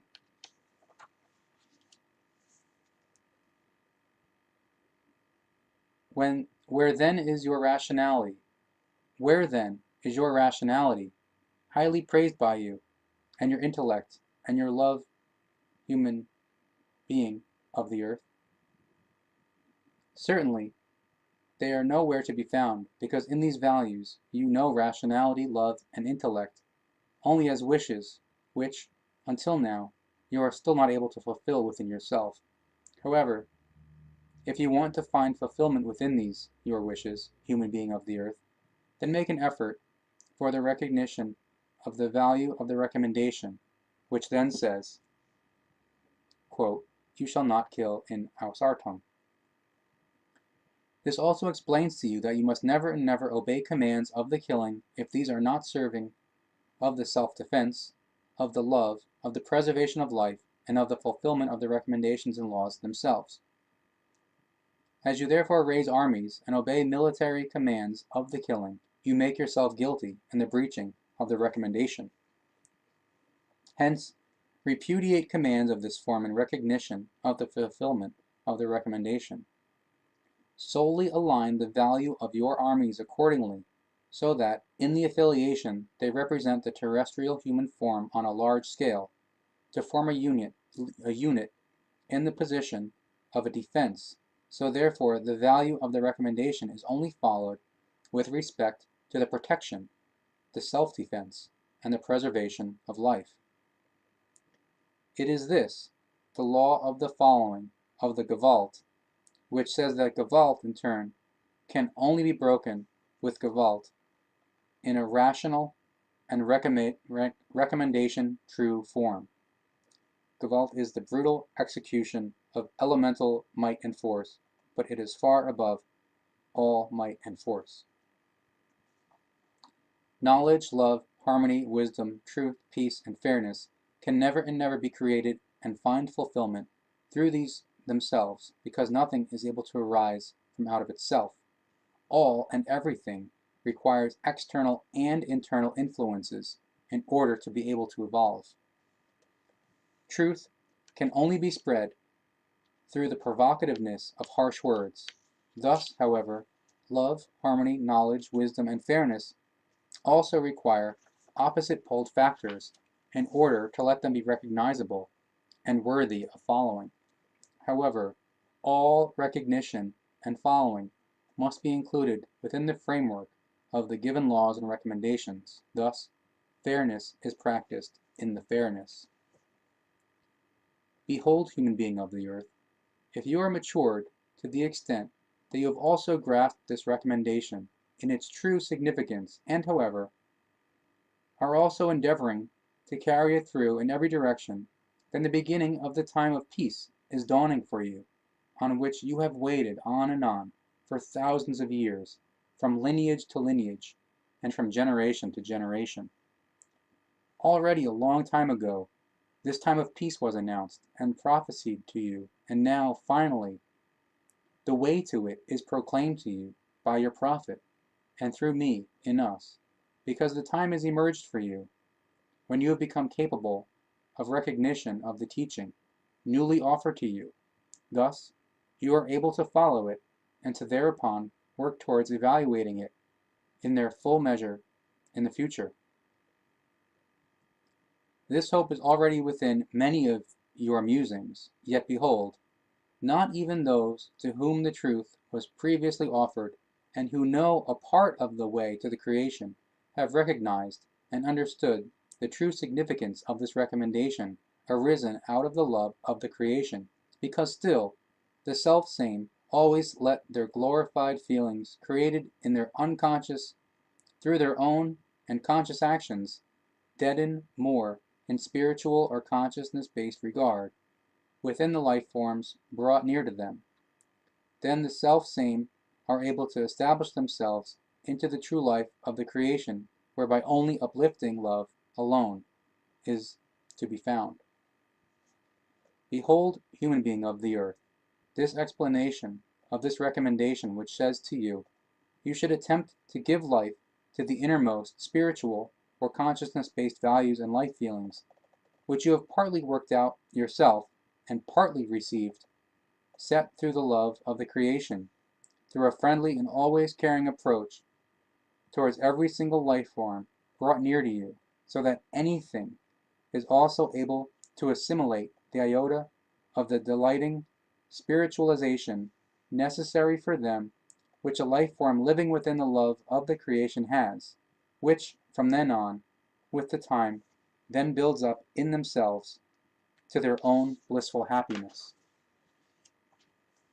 You shall also realize this, human beings of the earth, that only the creation alone has given these recommendations to you by the allowing of their appearance in the nature, which, in its all-delighting love, not only wants to let you shine in the life and in the future being, but rather all of its creations created from itself, which it loves, and at all times brings close to itself, in order to let them shine through their love spirit in the life and in the being, through themselves, which to you, human being of the earth, however, also to all other creations, is the creation being, existing for all great times.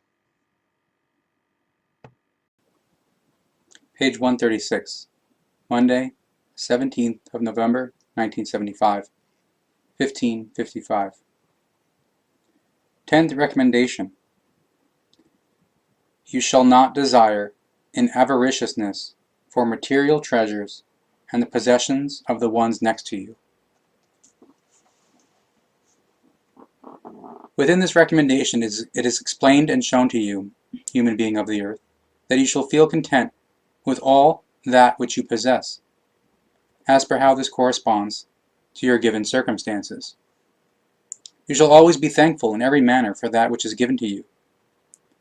From the creation itself you receive all essentials and necessities when you integrate yourself with its recommendations and follow them. In addition, you may gather treasures, goods, and chattels in material values, through which you are able to help yourself and the ones next to you. However, do not amass treasures of material values according to the sense of any avarice, so you accumulate treasures out of greed and profligacy, out of stinginess and imperiousness, whereupon you consider yourself mighty, and only live for the aggrandizement of a pathological craving for possessions and might.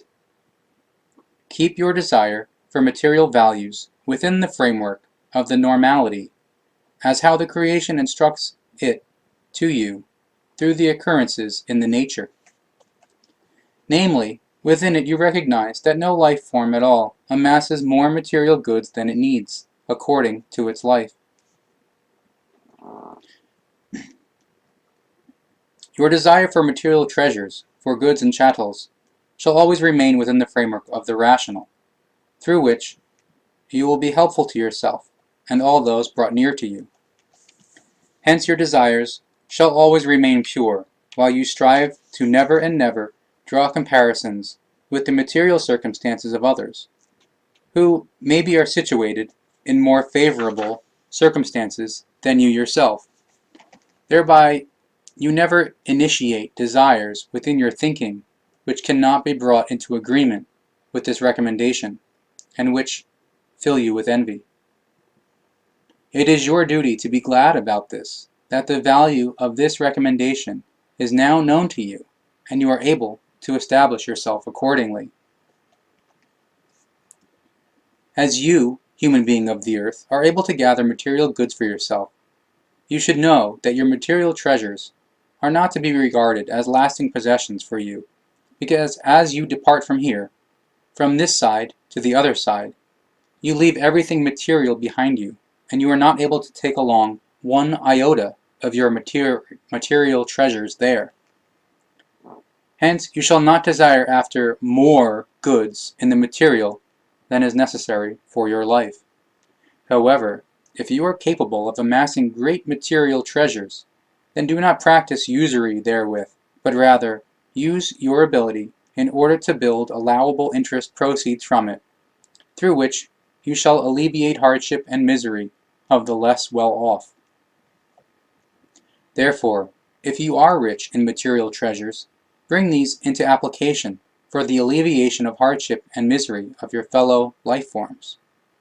However, utilize your treasures also in the best form thereby, that you bring them into use for the expansion and recognition of the truth. Herein be striving to do the same as the creation, which, through its richness bestowed and offered to all life forms, confirms that anchored within all of its things are the laws and recommendations, which serve for the recognition of the truth and for its following. And as the creation thus accomplishes this, human being of the earth, you shall emulate it and do the same as it. Use the form of your material treasures in predetermined portions towards the alleviation of hardship and misery.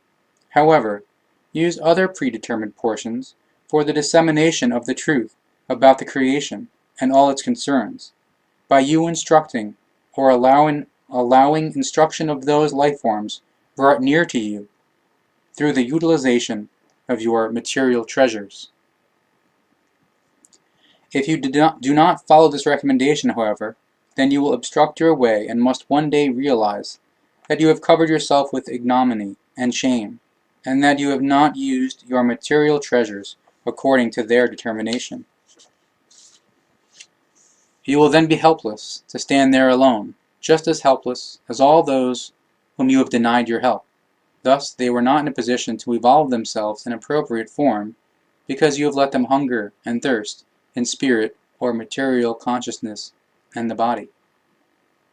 Behold, human beings of the earth, pay attention herein to your prophets, who are again and again brought near to you, because again and again they set an example for you in the following of this recommendation.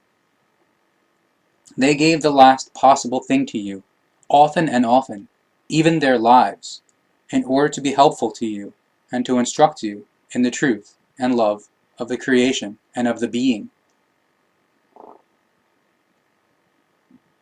Often and often they lived in want, in this manner, in hardship and pain, surrounding their corporeal well-being. Often and often it was so, and thus it has been retained to the present time, for even today your prophets still live in want, in hardship and pain, and have fewer possessions for the corporeal well-being than those whom you call beggars. Selfless, however, as your prophets have been, Since time immemorial, they do not weep over their lot, but rather perform their difficult mission with joyful courage. Never and never do they demand for pity and help, even though they bring the most worthful values of the life to you.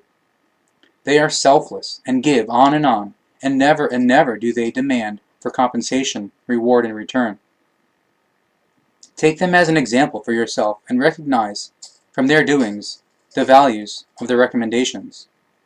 They instruct you in the most valuable things and demand no reward in return. They give to you and live in want, suffer, hardship, and pain, because to them the truth and love of the creation have come to the fulfillment, through which they give to you, human being of the earth, love and instruct you in the truth. However, you thank them for it by the fact that you let them live in want, and moreover doubt that which is offered to you, and often curse them as lies. Behold, human being of the earth, according to your sense, the form of the riches on earth are of a material nature. However, truly, it lies in the spirit. Therefore, do not think highly of the great material values, but rather of the unmeasurable treasures of the spirit, which, in following of the creational truth, love, and wisdom, and in the knowledge, remains your all great timely everlasting good. Behold, in this form, even the life form, poor in the material life, becomes rich and prosperous through the love of the creation. This form is also the reward of your prophets, whom you let live in want, in hardship and pain, while you have at your disposal everything in fullness. Rewardless, they bring you the truth and the love. Do not demand for thanks and love from you, nor for goods and chattels. Therefore become the same as them, and live by their example, for as you follow them, you will embrace love and truth. Do the same as them, human being of the earth, and do not look in desire after the goods and chattels of the ones next to you, because as you desire for the possessions of the ones next to you, you create unsatisfaction and greed within you. Therefore, content yourself with appropriate possessions, as these are given to you through your circumstances, and look after everything with a sense of the love and of the truth, in duty fulfillment of the laws and recommendations revealed to you. Human being of the earth, heed, honor, and follow each one of these recommendations offered to you. Thus also this, quote, you shall not desire in avariciousness for material treasures and the possessions of the ones next to you.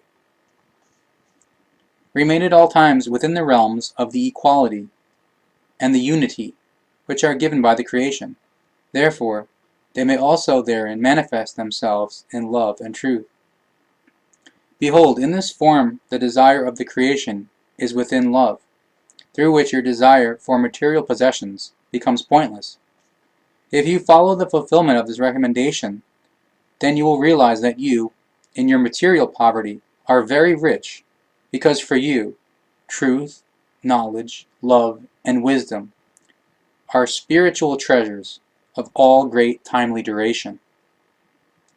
However, if you do not follow the recommendation, then you wander about in spiritual or consciousness-based impenetrable darkness and spiritual or consciousness-based poverty, for you find yourself in the realm of the transitory pseudo-values and pseudo-treasures, distant and foreign to all love, truth, wisdom, and the knowledge, since no help, no understanding, and no light will be granted to you. This human being of the earth is instructed to you, through me, in us, and through your prophet. So you increase in love and wisdom, and in the knowledge and the truth, in order to escape the impenetrable darkness of your spiritual or consciousness-based poverty. Thus you become the helping and nourishing bread to yourself and all those brought near to you. As you now know the recommendation, you should integrate it in its entire fullness of love, and be thankful to the creation that you are instructed therein. Behold, recognize, as well, the sense of the revealed love within this recommendation, which says to you that the creation has created you in love, so you therefore also beget love towards it in turn. Clasp yourself within it at all times in comprehending trust, in order that you integrate its understanding of love and its life of love within you, on, through the words given to you, and all revelations in visible and invisible form, whereby you grow in your knowledge about the truth and love of the creation, as it will be ever more conscious to you who and what creation was, is, and will be. Then you are knowing where you belong for all great times, and you will be able to knowingly explain, quote, I am there where the creation is, and what is its own is also belonging to me, because the creation is within me, and I myself am within the creation. However, this you are then only able to know when the true creation love has become alive within you, which you up until now, O human being of the earth, have cursed and rejected, even though it was given and instructed to you on, since time immemorial. All life forms, just as they all are, rich or poor, large or small, assimilate the love of the creation within themselves at all times, thus you as well, human being of the earth. Every single breath that you exert, by day or by night, is imbued with creational love and truth. Were this not so, not even one single living creation could exist for even only the fractional part of a smallest unit of time. Although you have been instructed about this for a long time, however, human being of the earth, only few of you recognize and acknowledge this truth. You curse the origin and the existence of the creation, and go your own way, upon which you walk along very far removed from the laws and recommendations of the creation. Thus it was, often and often, since time immemorial. Thus it was for all time. Thus, however, it still is today, and thus it will remain for so long until even the smallest of the creational laws and recommendations are fulfilled in the knowledge, in the truth, in wisdom, and love. For this reason, their recommendations, their values, and their explanations and instructions are given to you often and often, again in a new form, thus also once more in the present time, so that you, human being of the earth, may recognize the truth, which is predestined and created from the love, and which exerts its presence in all recommendations at all times, which exactly for this reason also contains in itself its all great timely good, that you seek to fulfill from now on, the self-same, down to the smallest detail, in honest recognition, acknowledgement, and love in the knowledge, in order to thereby create, and let the light of the creation emerge as spiritual revitalization for yourself and all life forms, searching for the creational truth in order to move themselves into its brilliance on the path of the enlightenment.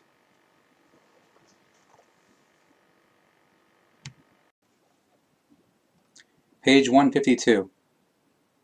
12th recommendation. Never and never put the creation recommendations and creation laws into unworthy cults. This, human being of the earth, is the recommendation thereof, that you shall grant all recommendations and laws, and all additional recommendations and additional laws radiating from it, only to the creation itself, in all truth, for all great time. Never and never misuse, falsify, and attribute them to other powers and mights.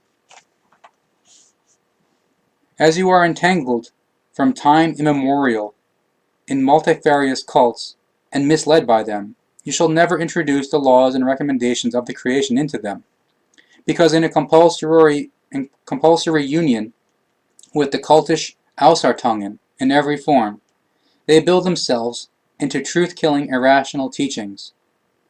through coercive falsifications in word and sense. Because the creational laws and recommendations integrated their true words and in their true sense would destroy the cults within themselves. Thus they can only be integrated into cults in falsifications and lies, because in their unvalues and untruths, cults exalt gods, tin gods, saints, and images of saints as the almighty power, and thereby slander the creation in its truthly existence. Consider, human being of the earth, the creational laws and recommendations attest only to the truth, the love, the knowledge, and the wisdom of the creation. However, never and never to gods, tin gods, saints, and images of saints. Thus, if they, in spite of the recommendation, therefore, become implanted into cults, they must inevitably be falsified and robbed of their truth, as this has occurred in times of old, when you, in your delusion, had conceived your unreal religious cults, which are more foreign to the truth and the creation than the reality of the being is to you. Now, human being of the earth, you know the origin, the cause, and the effect of the laws and recommendations of the creation. Anything further is not necessary to be revealed to you, because you have at all times your prophets who instruct you in further things at the appropriate time. As this was so since time immemorial, this is the fulfillment of a recommendation of the creation itself, which does not let you walk uninstructed. Thus, you have been often and often instructed in former times by your prophets. Nothing about this has changed to your disadvantage, and there will also be no change to this in the future for all great time. As you have now entered into the time of the new, of the truth, and of the love, you are also given a prophet for your instruction at this time. The times have changed. He is adapted to your norms. Thus he is knowing to the greatest extent about your concerns and your necessities. Listen to his teaching, which he has achieved through the school of the wisdom and creational love. Thus, he is knowing in the truthliness of the spiritual values and the following of the creation desires. Human being of the earth, since time immemorial, you have often and often cursed your prophets, the truth, and the creation. Therefore, be instructed again in a new form. Do not indulge yourself therein once again, because if you thus do this, you load the heaviest burden upon yourself. Thus your descendants will manifoldly curse you down to the 1000th generation, as this has happened with your ancestors up to the present time, as you curse and malign them in improvidence, because they were misled in the truth, and let you walk on the untruthly ways.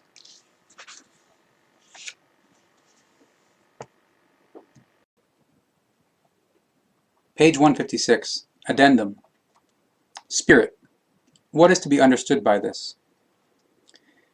Spirit. What is this now, however, in truth? Spirit is the substance of the Wesenheit of creation, its being and existence. Spirit is, however, also the substance of creational creation which enlivens each life form. Spirit is, however, also that tiny part piece of creation power which, as a tiny part piece of creation spirit, enlivens the human being, and enables him or her, after all, to be able to lead his or her existence. The consciousness and the spirit. In the human being, there is not only one form of consciousness with regard to his or her perception of space and time and all material and spiritual things. Every consciousness form also stands in connection to the spirit, which forms the decisive value for everything. In all and everything, where a consciousness makes itself felt, there is a spirit present, which steers everything, and which is also perceptible. Thus, every consciousness is therefore also steered through the spirit. Also, the thinking of the human being himself or herself receives the driving power through the spirit.